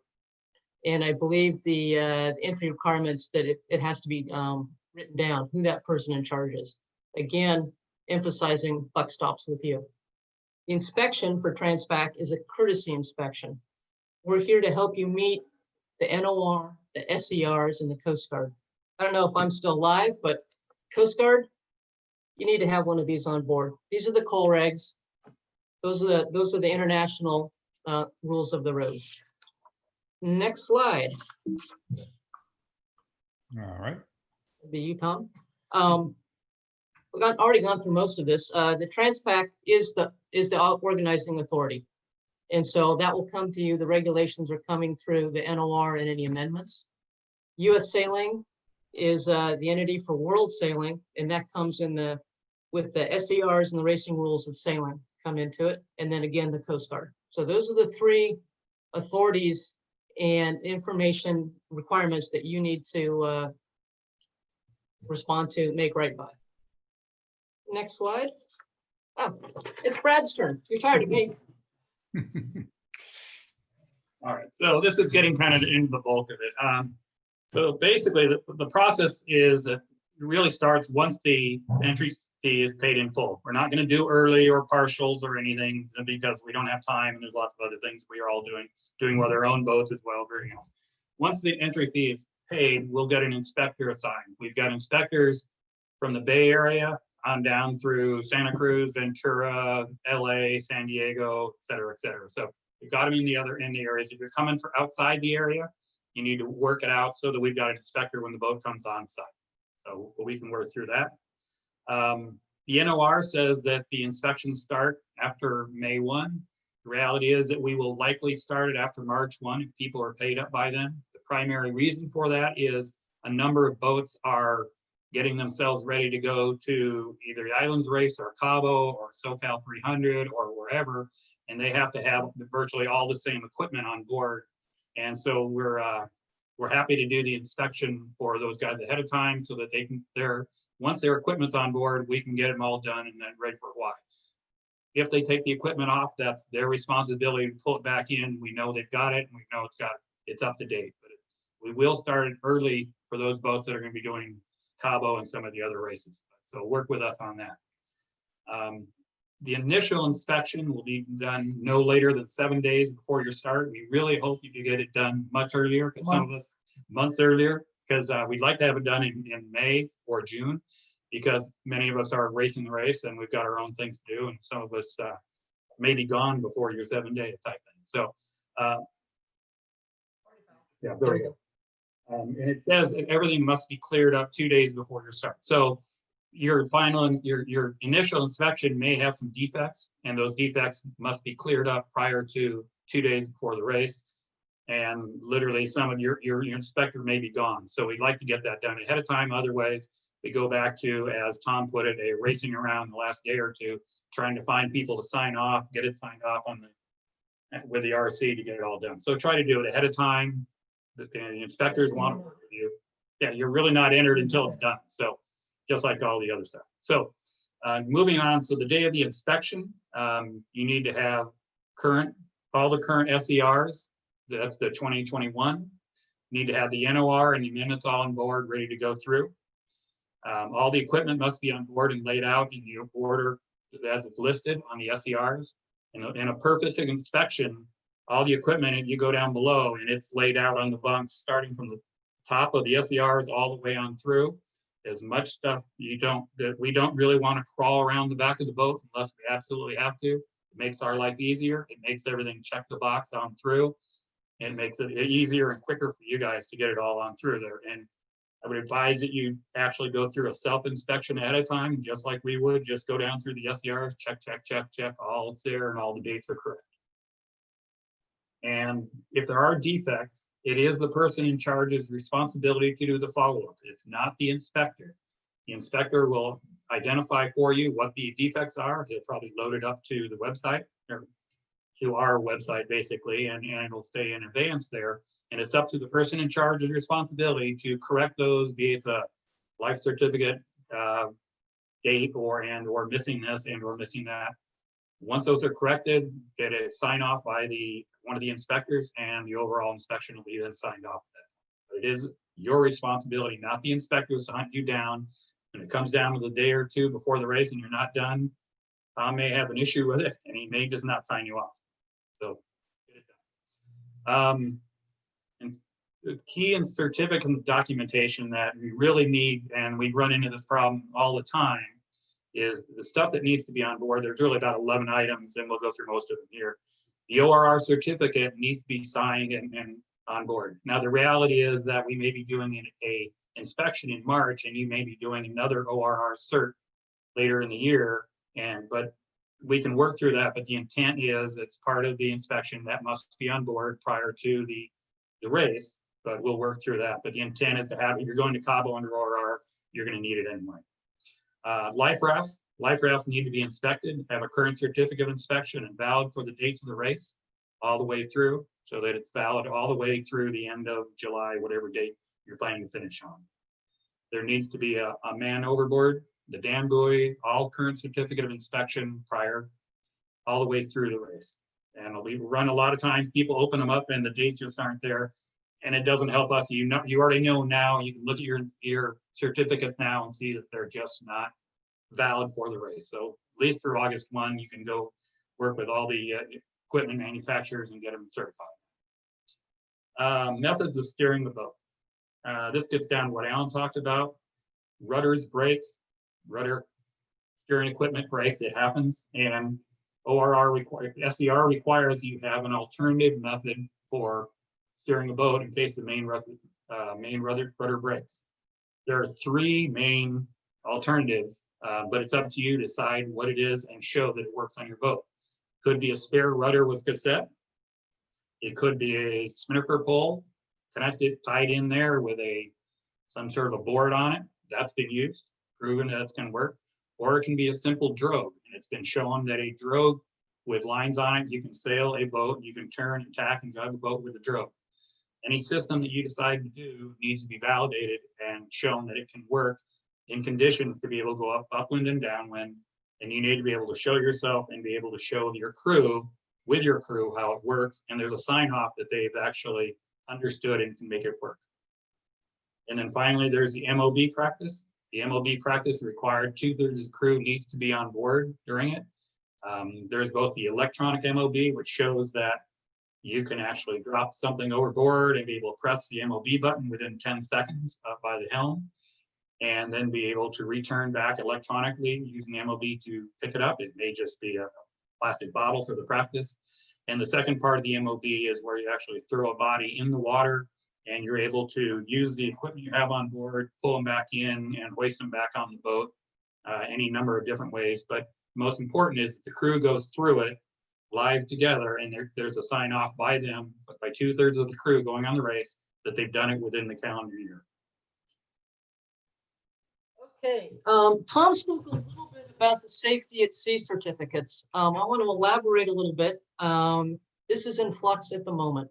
The one-day course is going by various names. Coastal, it might come out as silver. That's a title that's been thrown out there. We'll have clarity on that here before the end of the year. But the one-day course is one full day. It is also known by modules 1 through 10 on the Safety at Sea website, and it's $85 all online. So 30% of your crew, including the person in charge, has to have that. So please print out your certificates or other way of verifying that 30% of your crew have that, so we can check that off. The second one course is the one that we always knew as the International Offshore Hands-On. That's the 2-day course. And the reality of that is you take the first 10 units, modules 1 through 10, and then you add on for $45 the modules 11 through 15. And so that gets you through the schooling compliance. And then the last portion of that is the actual in the water training and let's play with flares. And that is the portion that we're working on, whether there may be a waiver this year or there may be an extension for those that have had it in the past. So I would encourage you to get through, just do 1 through 15, get her done. You know, it's $130. Just get through the modules, safety at sea, they're good ones. And then we'll figure out the actual in the water hands-on as we get closer and as we live through our little COVID nightmare here. The next requirement, CPR and first aid training, 2 crew members, and we need your certificates. It's pretty straightforward. Usually it's 8 hours, but if you want to do your woofer training or anything more advanced, please. That you will be pulled by entry for anybody that has advanced medical training. Where are you, the boats, you know, so they can be in touch with you if need be. Another point that always brings lots of attention is anchors. So the SERs require you to carry 1 anchor, meeting the anchor manufacturer's recommendations based on the yacht's size. So what we're going to want to see is your anchor, and you get to pull up online, print out, and hand us where you comply with what the manufacturer says. Is this anchor appropriate size for your boat? And then you need to carry a combination of suitable chain and line. And the anchor cannot be modified, meaning you can't have trimmed off the bars. So just, if you have us that certificate, that'd be super helpful, or not certificate, what the manufacturer recommends. And if you have rated your boat ORR with a super heavy anchor and a ton of chain and road, guess what you get to carry to Hawaii? Or you get to call up ORR and say, oh yeah, by the way, I went from that really super heavy claw anchor to a lightweight aluminum Danforth or Fortress. I'm answering one question in the chat line about the CPR and EID, AED. I believe it's got to be valid within 2 years on the SER, and most of them are 2-year licenses. And you can get, there's a list on the US Sailing of valid suppliers of the online course, and I think they're down like $35, and you can go in a few hours away. So look on there, and I believe they're valid for 2 years. Oh yeah, we got that. Yeah, OSR 605, Senior First Aid Certificate. Next slide. Next slide. Oh, and there will be let's go back to the finish. You don't have to change the slide, but there will be an inspection at the finish line. And in addition to the usual, do you have your emergency water that's been untouched unless you've informed the RC? And you have food. We're going to want to see some additional items on a random basis. So just be aware that it's going to be a little more extensive this year on the finish line inspection. Okay, next one. PFDs, AKA spin locks or Mustangs. Very straightforward here. They've come so far since I've been racing this one, much more comfortable. You need the crotch straps or leg strap, whistle, waterproof light. They have to have the reflecto tape on it. Your name or the boat name is supposed to be in it. Safety harnesses and tethers. They all have to be on board for the inspection. We want to see them all. That is an absolute showstopper. Excuse me. Please, the person in charge, not to mention the person that's going to be wearing it, should regularly check for air retention. So blow those up, let them sit for 6 to 8 hours, make sure they're holding. Super, that's great. And then you need to have some spare cartridges to recharge them. Nav lights are required, obviously, and then you have to have a second set. So what will qualify will be a tricolor at the top of your rig and deck lights, provided the main battery and starting batteries, you have a, what do you call the switch? A master switch, a separator switch. If you don't have that kind of a combination, then you need to have some form of additional side lights and stern light. They have to be visible up to 2 miles. So that falls into the Coast Guard regs. And we'll be looking for those requirements. Fire extinguishers currently charged. And you need 2 at least B1s for the boats under 65 feet. Above that, then we will look them up in the US Coast Guard's requirements and confirm that you have those. But it would be really nice if you do have the bigger boat, you have those requirements already printed out for us, ready to go. Sound making device. Small boats, you got to have a whistle. And you actually have to hear that for half a mile. And then if you're over 65 feet, you need the bell to go along with it. And a change from a couple of years ago was on the Solus flares. They no longer require the parachute flares. And I have to admit, I don't know what their thinking is on that, but I certainly carry all my old flares just because more is better. But you're required now to have 4 Solus, not your cheesy little 3-pack Coast Guard ones you get, you know, for your day boat, but it's the Solus hand flares and 2 smokes. And again, the dates for the race, they have to be valid. Life sling or equivalent, and this one, it catches people a lot, the self-igniting light. So you throw your life sling in the water, there needs to be a little light, there's a little compartment for it on top of it. And when it hits the water, the light needs to go off, and we'll be checking for those. VHF radios at the top of your rig. It'll be a 25 water and also a handheld VHF, both with DSC and the MMSI number programmed in. Have those ready for us. We'll ask you to turn them on and show us the numbers. And as Brad already said, the ability to electronically trigger and report a man overboard within 10 seconds. Last 2 on my side will be the searchlight. Waterproof, high powered. Please don't show up with a cheesy little deck light in your hand, you know, like in your pocket. If somebody hits the water, you're going to want to see them. You want to see them way out so it catches the reflection off their spin lock and find them. So you need to have a good, solid, waterproof searchlight that can look out there. First aid kit and first aid manual suitable for passage and number of crew. So your little day one from West Marine doesn't cut it. You're going, you know, the better part of a week and a half, 2 weeks. And then obviously, if you have certain crew with medical issues, then you need to have additional medicines to cover for them. All right, now we get to go to sales. That's Brad. From a safety point on sales, the requirement on the SER, all mains have to have a primary reef of 10% of the sail area. And that's a standard reef. And as Alan said, it's probably likely you may use it the first night. Very likely. Last year it was 25 knots that first night. So it's nice to have that reef and be able to do it easily and have the crew trained how to do it. Secondly, there's either a trisole, and that's a storm trisole, or new coming this year is that if your main has a 50% reef in the hoist, that actually will replace the trisole. That means that your main will be reduced down so significantly, it'll be about the same the trisole, and you won't actually have to take the whole mainsail off and be able to set the trisole, which can be a problem. And for some of the bigger boats, it's virtually impossible for them to do that.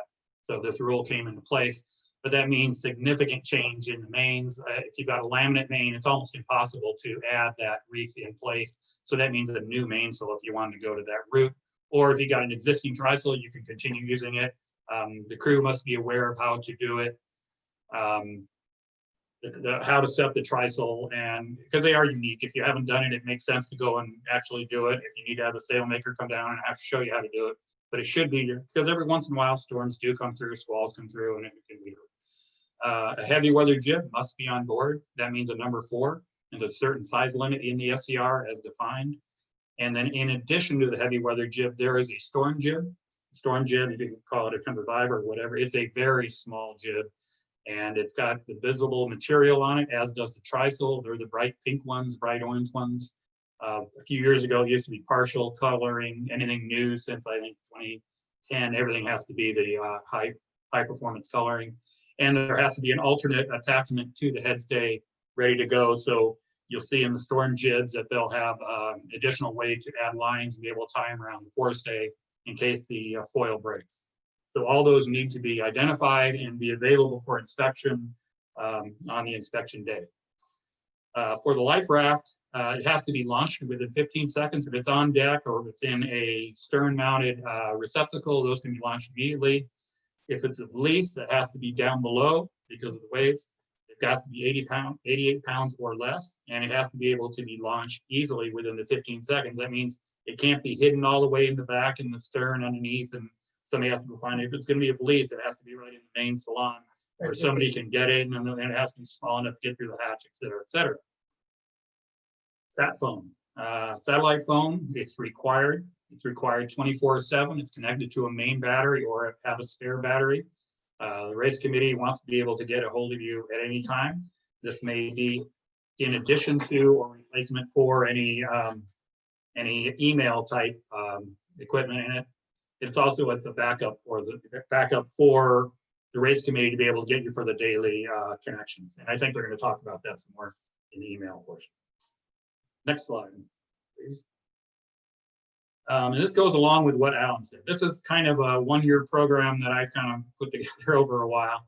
It takes about a year to put a program together. I mean, you basically needed, in July of this year, you need to decide to go to Hawaii and get a boat. Whether you buy a boat, steal a boat, charter a boat, you kind of have to have the boat underway. You don't have to do this whole program. You can do it shorter, but the reality is you really put yourself under stress and a lot of stuff doesn't go well. So first thing, you need a boat for a year. We're now in the position of September, October, and this is where you optimize your boat. This is what Alan was talking about, deciding what's going on with the new ORR, going on with the new wind matrix. That's how you optimize your boat. You get with the sail designers, defining how your boat should be set up, what sort of sails, what sort of changes that need to be done. And then that leads you into the October, December timeframe, where if you're going to be doing any major construction, your rigs, blades, hull, you do it now. There's a possibility to do it now. You can do it now. It's relatively cost effective to do. You're not having weather issues doing it in the winter, and then going into spring, you're going to want to be sailing anyway. So a lot of the work being done now. On the boat I'm sailing on, we have the rudder out being done this month, and the rigs being out pulled next month with all new standing rigging. So this is a lot of the period to get it all done.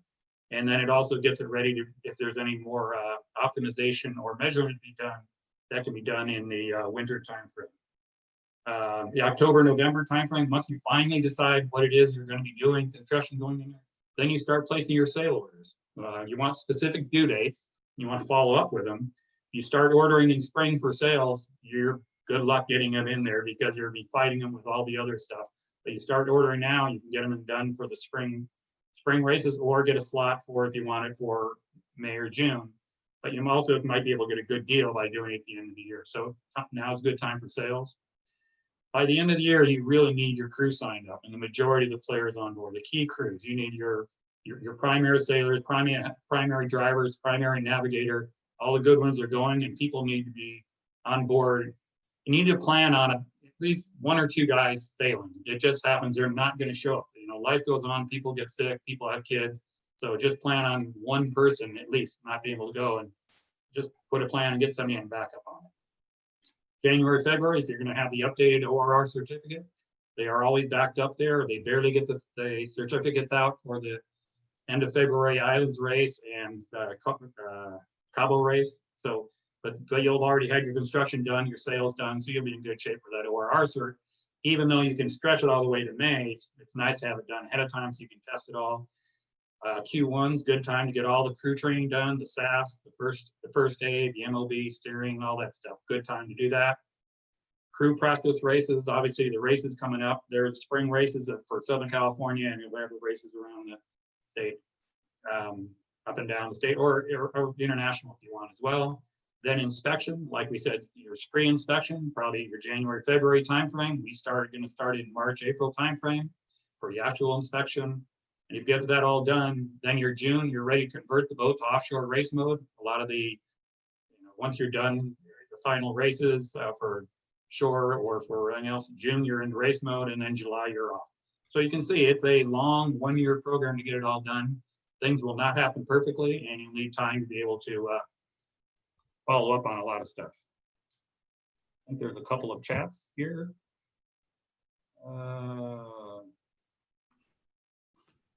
Let's see. In mast Maine.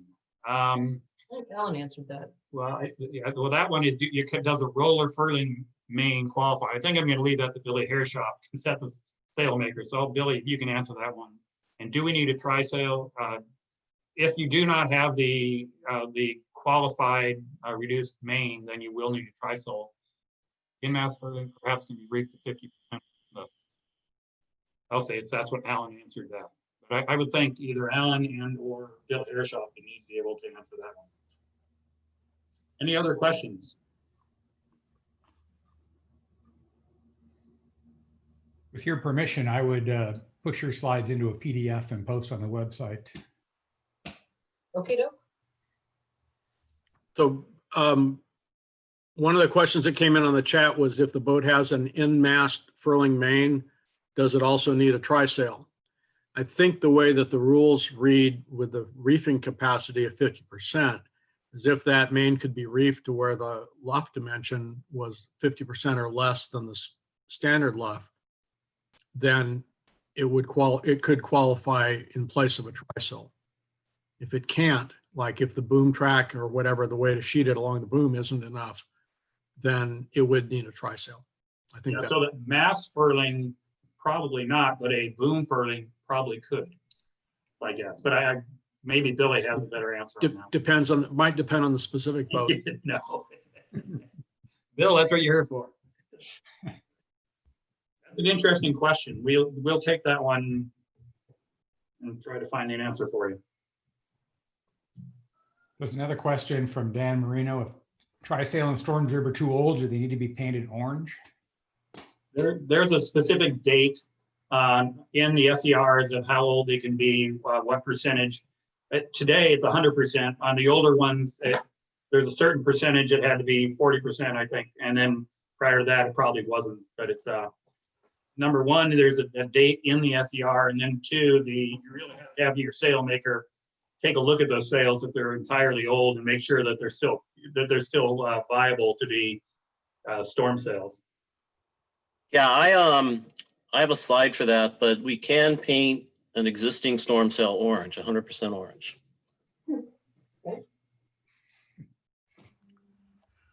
Great. Do we have any further questions? Thank you very much, Brad and Carrie. That was very comprehensive. Appreciate that. Anything else before we move on? Okay, so next topic is modern marine communications. We've got with us Eric Talman from the Satellite Phone Store, who is also a sponsor this year. Thank you, Eric, for that as well. And as an added kind of bonus guest, he brought in Artie Means, who's on the call right now as well. And so thanks for doing that. We're excited to hear your presentation on modern marine communications and getting your comm suite together for the race. Thank you. Thank you for having us. Can everybody hear me okay? Yes. Good radio check. Nice. Awesome. Artie, you in the house? Yeah, good morning. Can you hear me there? Loud and clear. Good radio check there. Thank you everybody for setting this up. This is really cool.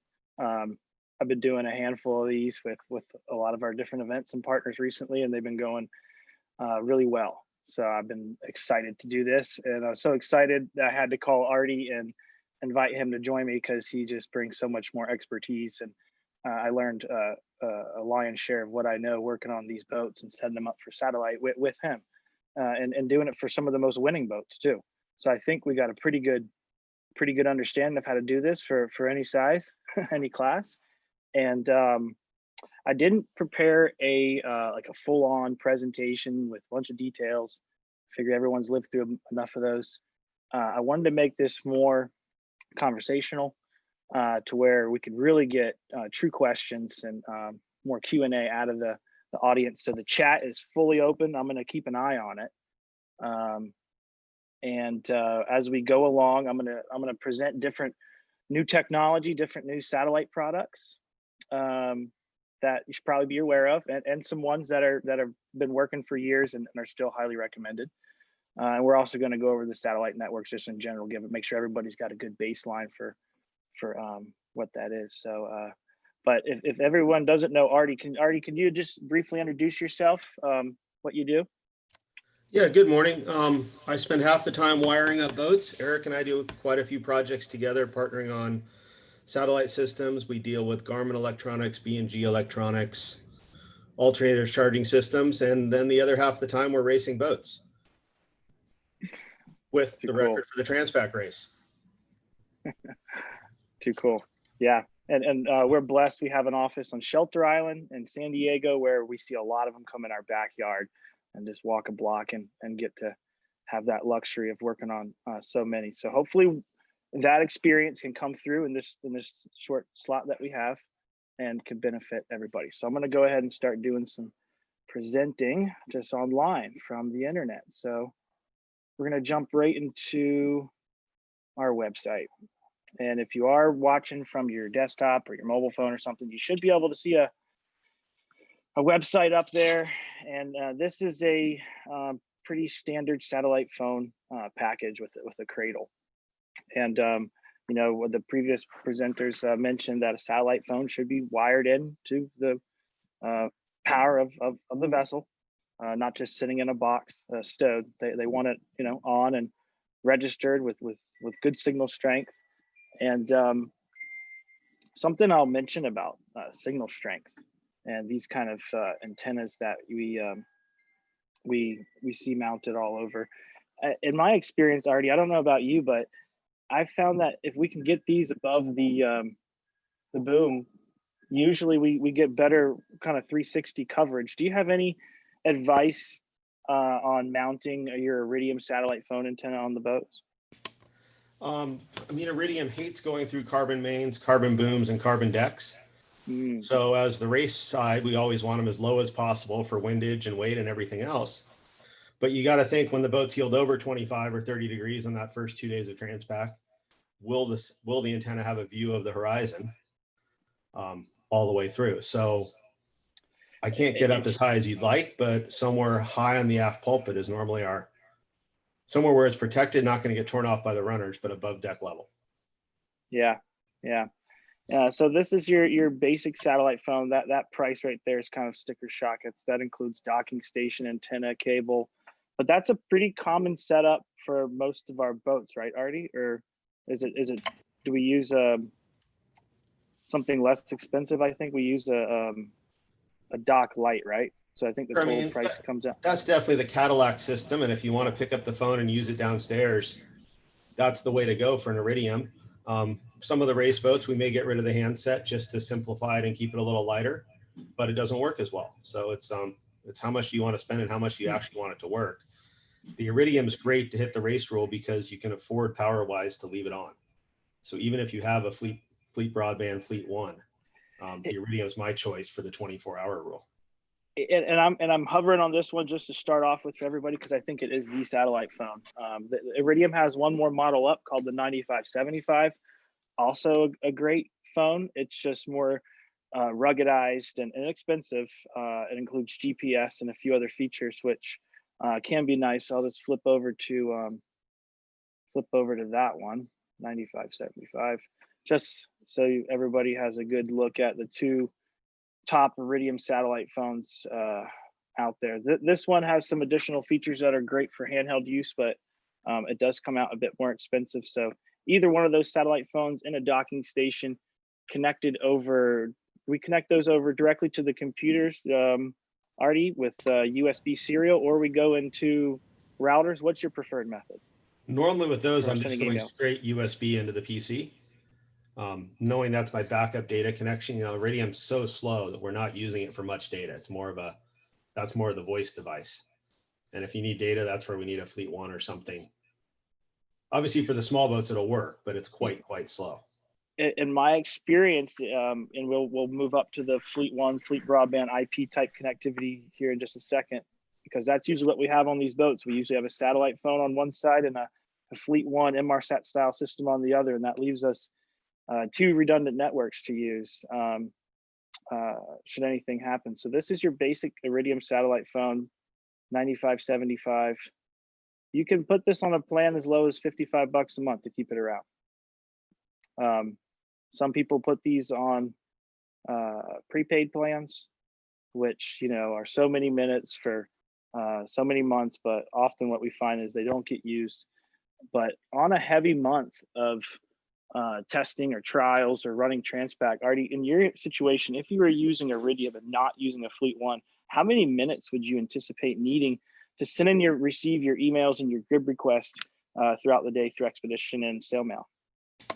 I mean, that's a tricky call. You probably need to budget at least 15 minutes a day minimum, if not more, to be safe. So a small boat, a 10 or 12 day race. 2 hours of talk time or dial-up time, basically. And again, that means you're quite disciplined and you figured everything out ahead of time for how much you want to download, where you're going to get it from, and you're not experimenting underway. Gotcha. So that's the what we want to keep going back to throughout the presentation is preparation. So picking out a satellite phone, whether you have one or you need one, we can help you either way. So if you already have one and you need help getting it connected or cabled or a proper docking station antenna, we can help you with all of that. There's your 2 basic Iridium satellite phones. The other major satellite phone that we should mention is an Inmarsat iSat phone. This is one of our most popular satellite phones. It's one of the most inexpensive on the market. It works just fine. However, we do find that Iridiums are a bit easier for data access. So worth mentioning, just so everyone knows, the top 3 satellite phones in the world today that are fully global. But we often see ourselves using the Inmarsat network more for data. So we're not really picking it as our favorite satellite phone for Transpac right now, and we haven't. Artie, do you have any customers using the iSat phone on their boats as the primary satellite phone, or would you say the majority are Iridium? I got to say that 99.9% are going between Iridium and Fleet One, normally having both systems. Cool. Iridium hits the race rules quite well, and it's your backup, and Fleet One is your go-to to push some serious data through. All right, so let me just, I told everyone I'd keep an eye on the chat. Let me see if I can make sure I can do that. Eric or Rob, would either of you also be able to help me keep an eye on the chat as we cruise through some of this information? Yeah, absolutely. I don't think we have any don't have questions any so far. questions Yeah. at the moment. I'm watching. All right. Cool. All right. So I'm just going to keep on keeping on here. So top satellite phones, Iridium is by far the most trusted. So 2 phones there to choose from. I think what we're doing most of the time is a 9555 and a light dock. That light dock gives us the ability to connect it directly to the computer. And Artie, on the boats that you're setting up, I noticed you do tough books a lot. Could you give anybody any recommendations in regards to onboard computing connected to satellite phones? Do you use a tough book? Do you use a MacBook? What do you usually see working best? I almost always use tough books. They're a little more expensive, but they're tough books for a reason. They hold up. I've seen people use Microsoft Surfaces. They don't stand upright. They fall over on nav stations. They only have one USB port. They don't have an Ethernet port. All those things that fail underway. Depending how white you are, they have the semi-rugged tough books, which are a nice kind of hybrid. And then they have the fully rugged tough books. But if you're depending on all your communications going through a laptop on a sailboat, I think it's worth the money spent to have a really good computer. If we don't find a tough book, if you do managed to just grab a PC, a pretty solid PC. What kind of recommendations would you make for it? A solid state hard drive, anything that you could help the crowd with? Because I often see people coming with many different types of computers, and I often have to tell them, man, I don't know if I would trust that computer to make this race. So anything you can do to help the people on today, just like, what would be the bare minimum you would cross with? I mean, honestly, almost any modern computer will do what we need it to do. We don't need a lot of horsepower. Solid state drives obviously last a lot better than a spinning drive. Memory wise, everything's coming with 8 gigs these days, and that's kind of a minimum, but you're not going to find anything with less than that. 16 is great. Really the only reason for memory is just to push the big charts through and make them pan faster. I think Seems like a great reason to spend the extra $100 or $200 if you're picking out a laptop or something. But pick out the laptop, put it on your nav station, see where the leaks are, see if it's going to fall off the nav station, see if you have rugged connections that aren't going to jiggle loose. You just got to start right now, like everyone else has said. It's a year program, and get used to your equipment and make sure it really will survive. It's not SATCOM, but we need a computer to do what we do successfully with our customers. So I think it was worth mentioning. Just Hey, good Eric. baseline for everyone. Yeah. Eric, we have a question about the Iridium Go. All right. Does the connection to the PC cover the Iridium phone requirement to be wired to the battery? Interesting. The Iridium phone does have a micro USB port. It does use it for serial data, and it does charge the phone. The cradle itself is wired into the boat's 10 to 32 volt onboard power system. I think the solidness of that connection versus the USB would probably be the big difference. But I think, yeah, I think there's a reply here. It needs to be directly charged from the boat's 12 volt. Yeah, the PC can fail for sure. Definitely makes a lot of sense. So I would say you want that thing wired in. You want a little cradle. Even if you have this satellite phone that's already on the screen or a similar one, the light cradle is what you want to look at. I think it's light dock for the 9555. See if I can pull up a version of that one. The thing, it's only like a few $100, I think, and you can add the antenna. 95 light dock. And that's what I think people, any of the docking stations, there's some fairly inexpensive ones that allow you to get that cradle properly mounted in the dock, and the phone in the dock and wired in into an antenna. Because yeah, you want that dock also wired to an antenna, like we were mentioning at the beginning of the conversation. So I think, any more questions about satellite phones? I know it's a requirement. You have to check in, I believe, daily via email. So also, like, before we move on to internet systems, IP-based systems, which I believe make it a lot easier, doing it over a satellite phone, a lot of our past customers and current, that's all they're planning to do. So Artie, from experience, if you're sailing and you only had this 9555 satellite phone and that dock and that cable, you'd be using Expedition and SailMail to be able to send in and request script files and send and request emails. Would that be your kind of go-to combination? Of course. I mean, SailMail is the way to make an Iridium phone work well. Designed by Stan Honey and Jim Korneman, so they know what we need for this race, and it's really the only way to push data through a Iridium phone. So direct USB connection, install the drivers. It'll work only on Windows, so there's no Mac support. In case, I love Macs, but no Mac support for Iridium drivers, from what I believe, right, Artie? I stay away from Mac. Again, Expedition doesn't officially support it. I know some people run it with virtual machines, but officially Iridium and Expedition don't touch Mac. All right, so let's see. Can I jump in here for a second, if I may? Sure. There's a question. Are people still using the Iridium Go? So the answer is yes. I used it to Hawaii last year. It worked beautifully to get all of the information I needed down to a PC, to a simple laptop. It was a $300 Lenovo. It was not a tough book. My backup was also a $300 PC. And then for the 24/7 requirement, I had an old school Iridium phone, put in a chip, and using a 12-volt pigtail, plugged it into the house power. So I did not have a docking station. I did not have Fleet One, didn't have Inmarsat. It was a low budget, low bones, but it got the job done. So I'm hearing these numbers and looking at this, and I don't want to scare away some of the either the first timers or people that are on a budget. Yes, you can get your communication at a reasonable price. Yeah, we like to start with the, hey, here's how in a perfect world it would look, but we're not all in a perfect world. So making it work like you or a just perfect did. budget. Yeah, no, I totally agree. We've supported many doing the same thing. So just to recap that, you had the Iridium Go. You were using that to send and receive your emails and your GRIB files through Expedition. Is that correct?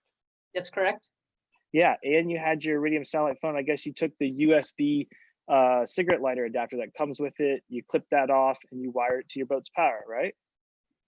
No, I just used the, we had a 12-volt cigarette lighter. Yep. And so that was permanently in there. So it was continually powered by the ship's power directly. Got it. So that would actually pass, I guess, the inspection, right? Yes. Perfect. So that's another workaround. And you're right. Iridium Go is going to be our segue before the internet. So Iridium Go is a product that costs less than a satellite phone, but it does not work like a satellite phone, and it doesn't meet the sat phone requirement. But we do have a lot of secondhand satellite phones. So those people that just need to pick one up for a requirement, we do have new and pre-owned Iridium satellite phones, very inexpensive right now. So if you are on that budget and you do need to save money on this stuff, we can support that too. It's not just for the wealthy, super wealthy. Iridium Go's cool. And one interesting thing to say about it, and then I'll let Artie chime in, is this plan right here that I'm hovering over. It's $150 a month. It is a month-to-month plan. You don't have to have that plan. You could do just like a little 40-minute one, or same thing on the satellite phones, just to keep it on, just for your testing and to be prepared. Like Artie was saying, you don't want to be figuring all this stuff out in the last couple months before the event. So getting something early on is definitely recommended, whether it's first hand, second hand. The way we recommend it are alternatives. But this plan down here allows you to connect as much as you want. They don't have this on the satellite phones, but they do have this on the Go. That does allow you over the Go to connect as much as you want. Send as many emails and GRIB files as your heart desires. Artie, what do you think about the Iridium Go? Sorry, I think the Go hits a really nice price point. The unlimited texting is super attractive just because it's such an easy connection. But again, if it was time to jump off the ship into a life raft, the last thing I'd want to be doing is pairing my phone with the Go trying to call the Coast Guard. So I think if you cannot be the only thing, yeah. Can't if be you the go only with the thing. Go, don't consider it a life-saving device. It's sort of a luxury device in my mind. Pair it with a sat phone, or has to be. Exactly. But that being said, a Yeah. lot of the teams love it because it's an easy way to text. Everyone can text from their iPhone off the boat for $150 a month. We had a question for the Go pricing. Does the 0 for minutes mean that the voice minutes are used? So on any of these plans, the ones that aren't the unlimited one, you get 40 minutes of dial-up data or voice, 90 minutes of dial-up data or voice, 250. On this one, you do get unlimited texting on the 250 plan. And then the Iridium Go unlimited plan does give you unlimited texting, unlimited dial-up data, but it does limit you to 150 minutes of included voice. You can keep paying for additional minutes after that at like $1.09. So they have brought the pricing down quite a bit. Got about 9 more minutes. So I'm gonna jump right into the IP stuff, which is just good. So we're gonna flip over to mobile satellite internet, or I'm sorry, marine satellite internet. New product to, I think actually we had it on a couple boats for last Transpac, Iridium, and it's kind of priced a lot higher than I would like to see it, but we have had a lot of good sea trials recently with Navy, commercial marine, and others, and this allows vessels to really go anywhere under the Iridium satellite footprint and get internet. They don't have really good low cost affordable plans though. Worth mentioning, as it was one of the newest products at this year's Satellite 2020 event. Where they do shine a little bit is in some higher data plans, but really the monthly pricing and the $1,000 to $2,000, it's not sufficient, except it is only for 3 months. And we have had a lot of participants, at least a good amount, want to see a gig or 2 gigs or 10 gigs. Iridium's got some options and they got some speed if you're looking for a new system. But majority of everyone we're working with right now is going Fleet One. And the reason for it is it's $3,000 or less, comes with your cable, your handset. It gives you internet speeds that I can compare to 2G data speeds. So if you remember what a 2G cell phone speed was like, that's what you're going to get on a Fleet One. Nice thing is they do have like just a $25 a month plan, so you can get the system on board, make a test phone call, make a ping test, send and receive an email, and ensure that you have that working. And majority of the time we've got a satellite phone working in a docking station cradle or a poor man's cradle or woman's cradle. And then we also have a Fleet One style system on the other side. Both of these are talking back to our computer on board, but also to what we've been finding a lot more is our PepWave router. Excuse me. This thing just took over my top bar. There we go. PepWave. So in past years, you may have seen me promoting a router called an optimizer. And working with so many companies and clients and vessels, we've moved on from that. It still works. It's less expensive. The optimizer router is only $150, and it does a pretty good job of limiting traffic in and out of your Fleet One or other internet system it could have on board, Fleet Broadband or others. But we do find that it just misses some features that we like. So what you're going to see us promoting the most of is this PepWave Max Mini BR1. This gives you 2 cellular SIM card slots. It also allows you to connect this port right here to your Fleet One. You can remotely control the system. You can limit which applications are coming and going. And this also allows us to interface with things like B&G onboard networks. Artie, can you touch on this quickly and how that kind of looks on some of the boats we set up for everybody? I mean, the beauty of the PepWave is it allows you to switch back and forth between the sat phone, cellular, dock Wi-Fi, and at the same time have your B&G network, your AIS, everything on the feed. So once we're on the Ethernet network, we're one wire into the computer or wireless for our backup. We're not dealing with multiple USB connections, USB hubs, and all those little things that we know fail from past years. Inshore, you leave the sat phone off the boat, you go with your PepWave, you got cell coverage, you can see sail flow with it, and then offshore, everything plugs right in. So it's a really good backbone for the network. Gotcha. Quick question, X-Gate or not? So I'm also a fan of the X-Gate application, but in the optimizer router, just we'll pull that one up just so everybody has a look. Optimizer. This router allowed us, well, let's see where, I think they might have, yep, have a new model. This router, a bit less expensive. It does work with a satellite phone. You can plug a satellite phone right into the USB port. We can't do that with PepWave. One nice thing about that is once your computer is in connected to the optimizer in Expedition, you can just pick optimizer, and it allows the whole dial-up connection process to go through. Artie, have you had any good, bad experiences with the optimizer in Expedition and racing? I just have a hard time with the IP configs, especially when you're going with H5000 systems. It's not an easy device to configure. So if you're running a standalone system, I have no complaints with it. But if you're trying to integrate into H5000 and a sat phone and an optimizer, it's normally a blocker. So you want to do more onboard configuration, merging of your different networks and chart plotters and different systems on board, you need to stick with the PepWave.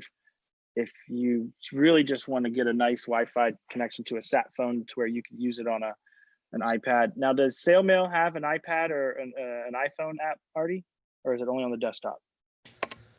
I honestly don't know. I've only used it on the desktop. I believe they have a web-based interface, but I haven't played with it. Got it. Okay. So on the desktop, it's based on Airmail software. And I just put a link in the chat room. Gotcha. I think, I don't know the cost of SailMail or Airmail. Do you know how much it costs? I think it's 220 or 250 a year. Got it. So it comes out a little bit less than Xgate. So those are just two main popular software applications that are just custom designed to work with satellite phones, optimizer routers, internet connections. So that'll probably need to be a part, it will need to be a part of your package somehow when you go to connect everything and you need to send that email or get a grid file, get a weather update. So that covers, already just posted a link to sale mail. Nice. So One other thought, if I could just chime in. We've seen a lot of people try to avoid SailMail or Xgate and say, oh, I just set up a Gmail address for my boat. I've seen too many customers that are halfway across the Pacific and they get an email from Gmail that says your account's been suspended because you're in an unusual location. Well, of course, we're in an unusual location. We're crossing an ocean. And then you have to get on your cell phone to prove your identity, and it just turns into a pain. So avoid free Gmail accounts for Transpac. Yeah, we've wasted a lot of hours trying to support them. It doesn't work well. They waste a lot of the connection overhead. Just a couple more minutes. I'm just cruising over some of my notes that Artie shared with me prior. I think one of the best points here is get the systems now. I don't want it to sound salesy, but yeah, get the systems now, either from us, from anywhere. Practice, learn, figure out any of your networking or antenna issues early, and we help with that. So the relationship we have here with Artie is that you can find anything under the sun satellite wise from us or online. And then we also support it locally out of our San Diego and Ensenada offices, Alaskan and Florida offices. And Artie's local to San Diego area, and he can go and actually install this and configure it for you on your boat. So because this is one of the first seminars, I think, and we're pretty far out, you do have the opportunity to get him to do your boat. But I know a handful of months before the race, he's going to be tied up. So if you can take advantage of that, I encourage you to do so. We've set up an email, Transpac YC. I'm sorry, let me just look it up. I'm going to put it here in the notes. You can email that email address with any information about your boat, what you're looking for, what you already have, what you don't have, and we'll be happy to set up a private one-on-one with you to go over and properly evaluate, maybe even do a vessel survey, and get you sorted out. So we do offer that real hands-on service and support. Artie, anything else you want to leave the audience with before time's up? No, I think that's a pretty good overview. Just get it early, turn it on, and start learning how to use it. Very good. All right. Thank you so much, everybody. I hope we get the opportunity to work together, and feel free to reach out anytime. There's no dumb question. We really enjoy what we do. Question about help in the San Francisco Bay Area. Yeah. You service San Francisco, and then I think we also partner with a couple others there. Yeah, I'd say fire us an email and we'll figure out who's traveling back and forth. And there's some other good installers up in that area. Yeah, for sure. Terrific. Well, thank you both, Eric and Artie. That is very, very helpful. And I would just reiterate that these guys available now is kind of a fantastic opportunity for the people on the seminar today, because I know from personal experience they get booked up very quickly, and then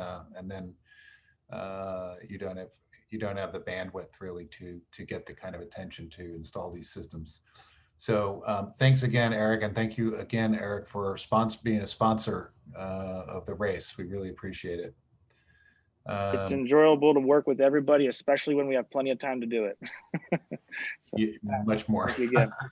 Eric and Artie, could you post that email in the chat, please? Yeah, I'm doing it now. All right, thank you. Yeah, that goes to all of us, Artie, myself, and a couple other technicians. So whoever sends anything there, we'll be happy to get back to you. Okay, everyone pay attention to the chat, and email will be up there in a second. Okay, well, thanks for hanging in so far. There's been a lot of material for everybody. We're on our final presenter, Bill Hershoff from North Sales, who is also a sponsor. So thank you, Bill and North Sales, for being a sponsor. Many of you have worked with Bill over the years, as I have, and he is absolutely terrific. And thank you, Bill, for your topic, which is selecting sales for the Transpac. Yeah, thank you. Thanks for everyone for hanging in there. As you've heard, there's a lot to do to get ready for this race, and preparation is key. It's time consuming, it's a lot of work, but it really makes the sailing easy once you're done, once you sail away. So I'm gonna run through some slides here.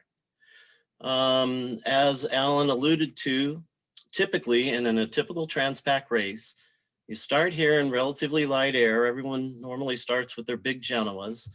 The decision for the race is to not bring too many sails. And it pains me to say that, but you really want to try to save weight and not bring too many sails. So typically you'll start with a big Genoa. You might even do a few tacks up here. And then it's a straight shot to Catalina. We can't see your screen if you're trying to show something. Oh, I'm sorry. Let's see. Let me do that. Okay. Share screen. There we go. Okay, how's that? Perfect, thank you. Okay, great. Sorry. Technical difficulties. Okay, again, you start here. It's a relatively light air. You might do a few tacks. Straight shot to Catalina. The wind will probably increase.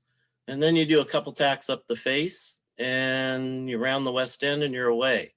In a typical Transpac race, it does get windy tacking up the face, and it could get a lot windier that first night when you're out here past the islands. Here's the start of the big boat class. There's a mix of sails here. A lot of these boats have decided it's worth the wait to bring a big masthead Genoa. Here's a boat starting with their jib, but they have their masthead Genoa teed up, ready to go. They start with jibs for maneuverability. Here's Bagpat kind of hogging the starting line. They're going to unroll their masthead Genoa right at the gun, probably. This is a picture of OEX, and they're kind of barging at the start. And John Sangmeister will be the first to admit he got a horrible start. And it turns out the penalty for barging is you got to sink your boat. So it's a tough crowd. Ouch. Yeah, exactly. The rules are tough. Here's a good shot of the boats. Bagpat unrolled their big sail. Medicine Man with a Genoa, full-size Genoa. They've got their masthead Genoa teed up. I like this setup because the masthead Genoa is teed up to the bow, leaving their sprit free for other sails down the road, maybe a 3A or whatever down the road. Here's the Aloha start again. Masthead, full-size Genoas. Here's a boat with a furling in mast main. Now, I'm really honestly not clear on the rule. As you roll the sail up, the head comes down, so you can effectively roll it up so there's just a little corner sticking out here. Not sure if that satisfies the storm trysail rule, but it could. That's something we need to figure out. Again, relatively light air, big Genoas. Here's a Cal 40. It's getting windy toward Catalina. You see the white caps. They are all tipped over. They've still got the big Genoa up, the main strapped in. Again, you're sailing short-handed, so you don't have a bunch of people hiking out, so you really do have to reduce sails quickly. It looks like they have hanks, so it's tough to change a Genoa, but they could reef. They could move the lead aft on the Genoa and depower the boat a bit. Here's a great shot of a Cal 40, and I'm not picking on Cal 40s, but they're so photogenic. I thought I'd include this. Here they are reefed. They still got their big Genoa up, but it looks to me they're at they're over range of the Genoa. The main's luffing, even though it's reefed. Probably a better scenario would be to shift down to a number 3 jib, and then carry the main and then reef later if you have to. The key thing is here, they're all having fun. They're all waving and having a good time. And that's what Transpac's all about. Here's a great setup on the Mayhem. They've got Genoa tracks. So I assume they started with a big Genoa. It's probably right here on the bow. They've got a number 3 jib, lead aft slightly. So that's a pretty shallow angle for a number 3. The mainsail is reefed, traveler's down. They've even got a couple guys, or maybe a gal, hiking. So this is a great setup. It also makes tacking up the face of Catalina a little easier. You don't have to flip a big Genoa around the entire boat, again, short-handed. The number 3 is eased. You can see the foot is almost touching the lifeline. This is what we call a power beating setup. And in ocean racing, you just want to go fast. You don't want to wind the boat up and slam in the waves and go slow. So even if you're trying to hit a waypoint that's higher than your course, it's still best to set up in a power beating scenario. For cruising boats, cruising sails, even a race boat that has a furling headstay, you can start with your full-size Genoa, then roll it up and reef it in a pinch. It's not perfect, but it'll work. The key things are to have a sail that's heavy enough to take the reef. We can also add features like an elongated head patch, elongated tack patch, a foam luff, or a rope reef pad. That helps create bulk as you roll the sail up. This will create some bulk in the middle that helps flatten the sail. Again, as you roll the sail up, the long head patch and long tack patch, where your new head stake position is still in a reinforced area. So that's something we can always add. We can add longer patches, we can beef the sail up. The body of the sail we can't do anything with, so it has to be cost effective to do it to a nice strong Genoa. Spreader patch for chafe. And again, we can add a rope reef pad. I'm going to roll through this pretty quick. Let's see. Now, for new sails, here's a model of what we're doing for Taxi Dancer. And Taxi Dancer is a typical sled. Here's their head stay. That's their normal J dimension from the forward face of the mast to the intersection of deck and head stay. There's a lot of bow in front of the head stay, so they've opted to put a pad eye here and fly a reaching sail off the bow of the boat. Now, this isn't a big sail. It's about 115%. It does a couple things. It gets the center of effort further forward. It unloads the weather helm, so you can use more of your main. Speaking of mains, since this boat and most boats have a permanent backstay, you can't set a fathead. So the next best thing is to put a high, we call it a top-loaded roach, where you put most of your roach up high and then real straight down low. So a couple full battens here to support that roach. The battens are soft enough so when you tack, it does get through the backstay nicely. So this is probably the best thing you can do to a boat with a permanent backstay. As you can see, we rotate this around. The reaching Genoa, it's not a big full sail. The clew is slightly high. It's about boom height. You don't want it too high, or else when you ease the main, it'll crash right into the clew. So it's a relatively flat sail, high clew made for reaching. And again, this is a nice high performance setup. Let's see, get back here. Again, here's another boat, full-size Genoa main. They've got room in the bow if they consider putting a pad eye and adding a big Genoa on a furler off the bow. You can run trial certificates to see if it's an advantage. Now, Transpac, my understanding is they don't weigh big sails or this new J dimension as much as, for example, our Cabo race. So it might be an advantage to kind of eat a little bit of rating, go with the longer J dimension, get rated for that, and have a much more efficient sail in terms of easing weather helm and using your main more often. Here's a picture of Grand Illusion. They have a big pad eye on the bow. It's about a 3 or 4 ton pad eye. They are rated with longer poles, so they can add this pad eye, and they typically fly a code 0 off this pad eye. Code 0 spinnaker is a flat reaching spinnaker. It's a 75% mid-girth, so under most rating rules, it's not penalized because it's measured as a spinnaker. Here again, you can see the separation. Here's the head stay.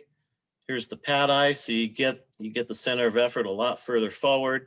and you unload the weather helm and you make reaching a lot faster, and you're able to use your main a lot better. The next thing I want to talk about is Genoa staysails. Anytime you're cracked off and you go to a reaching sail like a reaching Genoa, a Code 0, or an A3, it always works to set a Genoa staysail. Now the new trend now is a fathead Genoa staysail. And ORR, like Alan said, doesn't penalize jibs with roach that are under 110% LP. So you can see here, this sail's not set up quite perfectly. The batten tension's not right. There is a rope luff in this sail that isn't tensioned quite right, so the material's taking some load when the rope really should. The main thing to look at here is you get more sail area and you get a lot better twist. So you can see, compared to the main, looking at the sail vertically, it's coming up off the clew, and the top half of the fathead sail is twisting away from the main nicely. So you not only look at sails shaped fore and aft, but look at them vertically and see how the twist is. A pinhead staysail can get kind of cylindrical, so it doesn't twist quite as well, and this sail has more area and nice twist.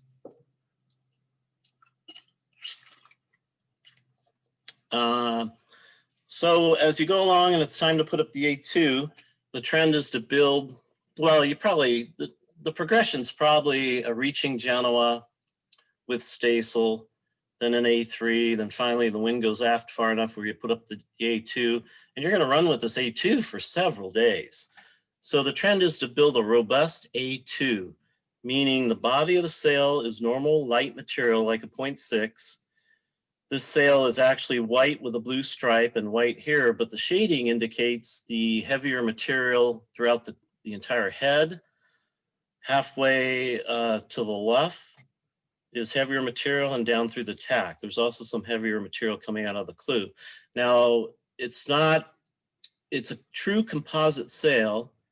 The body of the sail is light enough so the clew still lifts and it reacts well in light air, but it's robust enough to push through a squall. In the old days, we used to change to an A4 every time a squall came. And that's kind of ridiculous now because it disrupts the boat. You have to wake people up. It's ultimately, if you can get a nice strong A2 and push it through a squall, you're much better off. As you're running, a spinnaker staysail always works. The trend in buoy racing is to build a spinnaker staysail that's a little smaller, so you put it up in lighter air. We used to wait till 12 knots or so on the downwind run to put up a spinnaker staysail. Now we're in buoy racing, we're flying them in probably 9 knots true. Offshore, you can get a little bigger spinnaker staysail because the predicted wind speed is usually 12, 15 knots throughout the course, except in squalls, of course. But spinnaker staysails always work well. Here's another good shot. This is off the finish, Sharon Green photo. Nice spinnaker staysail. They have it on a furler. I'm not sure if there's a tuck in the main. It looks like maybe a flattening reef or something. This spinnaker here, this white stripe, is a zipper luff. So I'm not real sure. Alan could probably tell you there might be a rule against having yarn on board. In fact, I'm pretty sure there is. So what boats do nowadays is they use zipper luffs to stop the sail. And we can retrofit spinnakers with a zipper luff. Here's a typical zipper system. The zip tape goes up the leech. There's another zipper set inboard of the sail, and you bunch up the spinnaker and zip it shut. It makes it really easy for one person to pack a kite down below. Here it is. This is a sail off of a boat that's been bought. It's now called Compadres. I forget what it was before, but anyway, it's probably a 75-foot boat. Nice big boat, zipper luff. Zipper luffs work well on just about any size boat. I think even some smaller one designs use zipper luffs. So here's the head zipped up. The lower third is loose. There is also a zipper. You can't see it here, but there's also a zipper along the tack, the left part to the tack, where you can zip up the foot and snake the tack out when you're doing a spinnaker change or setting the kite. You can sneak it out there. Storm sails. Storm sails have to be orange. I guess the old ones are grandfathered where only part of it has to be orange, but we can certainly paint a storm sail entirely orange.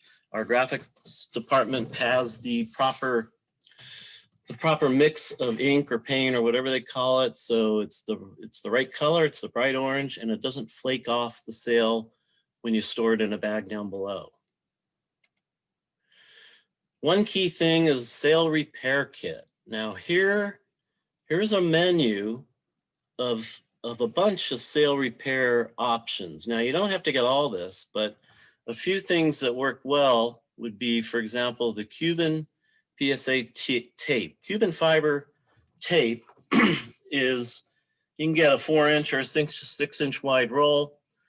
4-inch will probably do it. It's unidirectional filaments of fiber bonded together with probably the stickiest pressure sensitive adhesive I've ever seen. So this works really well. It's super sticky.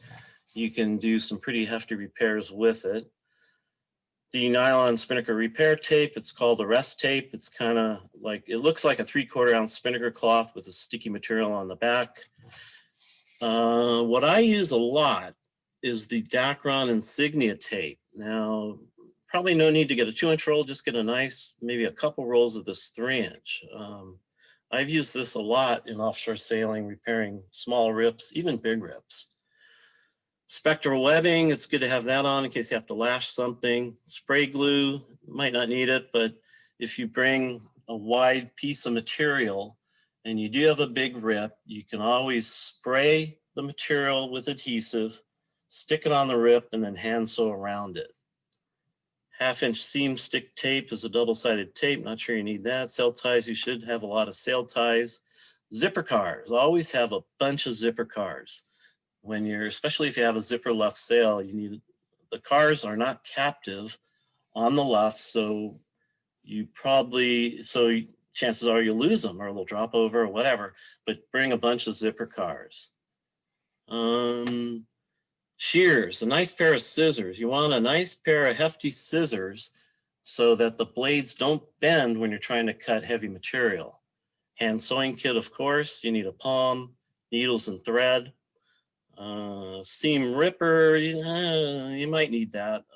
Seam ripper, what that does is it opens up the stitching. So for example, maybe on a left tape of a spinnaker, if you have a tear along the left tape, you can always undo the stitching, stick the left back in the folded spinnaker left tape, and then hand sew it or stick it down with your handy 3-inch Dacron.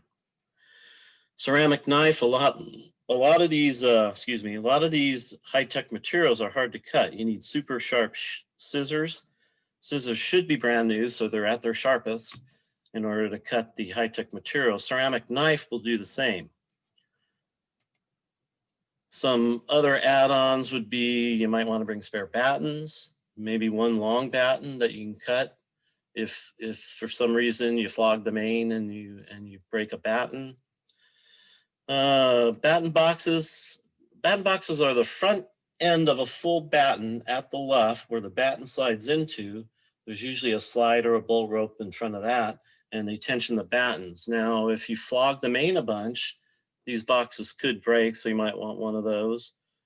Rocket tensioner, that's a wing tip at the back end of a batten that tensions the batten in the pocket. You might want to bring a couple of those. If you have slides on your luff, you can bring some of those. Titanium rings, unless you're planning on replacing a stainless steel or titanium, unless you're planning on replacing the entire clew of a sail, you probably don't need this, but might be good to bring. Cloth full width PSA. Now this is a sheet of Dacron insignia tape. So along with your 3 or 4 inch roll of insignia tape for spinnaker repair, you might want to bring a nice wide sheet of Dacron PSA, pressure sensitive adhesive. 3DI specific, this gets kind of complicated. If you have 3DI sales and you have a rip and you want to do a repair, we do have 3DI skins. We also have, it's not shown here, but we have a pressure sensitive, a sticky back 3DI that you can stick down over a repair. This adhesive system, it's kind of like 5200, where you have an applicator gun. You put the adhesive on the 3DI tape and slap it down, and that is a super strong bond. So repairing a 3DI sail that needs something more than just a piece of sticky back Dacron, you can use a 3DI skin and then put some adhesive around it. Sail repair kit comes in a mini drawstring bag, North Sails duffel bag. You know, probably not mandatory. Couple things. Anyway, that's about it. A couple last minute things that drive sailmakers crazy are sail number pennants. You do need a Dacron or whatever pennant that has your sail numbers that you can lash to the lifelines to display your sail number. Reef diapers. We get a lot of last minute requests for reef diapers. Reef diaper is usually a Spectra diaper that is wide at the bottom and has loops at the top. You wrap it around your boom and you tie your reef lines to that. Especially with a carbon boom, you need something more. You can't point load on a shackle or a pad eye. You need something around the boom to help take the load of the reef. So repair stuff, obviously. The other thing we get is a request to use our loft floor to vacuum bag spinnakers. Now, it might not sound like a lot, but when 50 boats want to vacuum bag their spinnakers, it gets awfully crowded. Now, vacuum bagging doesn't have to be complicated. Grand Illusion, who's won Transpac 3 times, they go to Bed Bath & Beyond and they buy the standard pillow and sheet vacuum bags. They fold their spinnakers up, put it in the bag, and suck the air out. And that's a good way to keep a backup spinnaker, an A4, something you might not use until later in the race. Make that nice and compact and throw it in the back of the boat. That's about it, really. If there's any questions, go ahead and shoot them off. No questions in chat at the moment. Okay. I thought I'd make it quick anyway. All right. Great. And again, it's like Alan said, it should be fun. All this preparation work and time you're spending now will pay off in the future. Anyway, that's all I have. Thank you. Thank you, Bill. I'm going to ask the presenters. I'm going to put together all these PowerPoint presentations in a PDF. I'll add the emails and links that they put. I'll get their permission to post it. I should have that up by Monday. One quick return to my presentation and Carrie's. All 15 units for the online US sailing will be online January 1st. I just verified that yesterday with the US sailing. So the 15 units of online lecture will all be online January 1st. You can take all those. We will circle back to you as soon as we can on the live portion of Safety at Sea.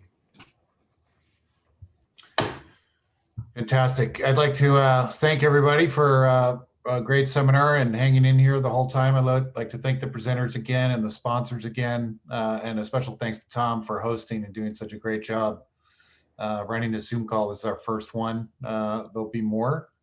But thanks again for your participation. Have a great weekend.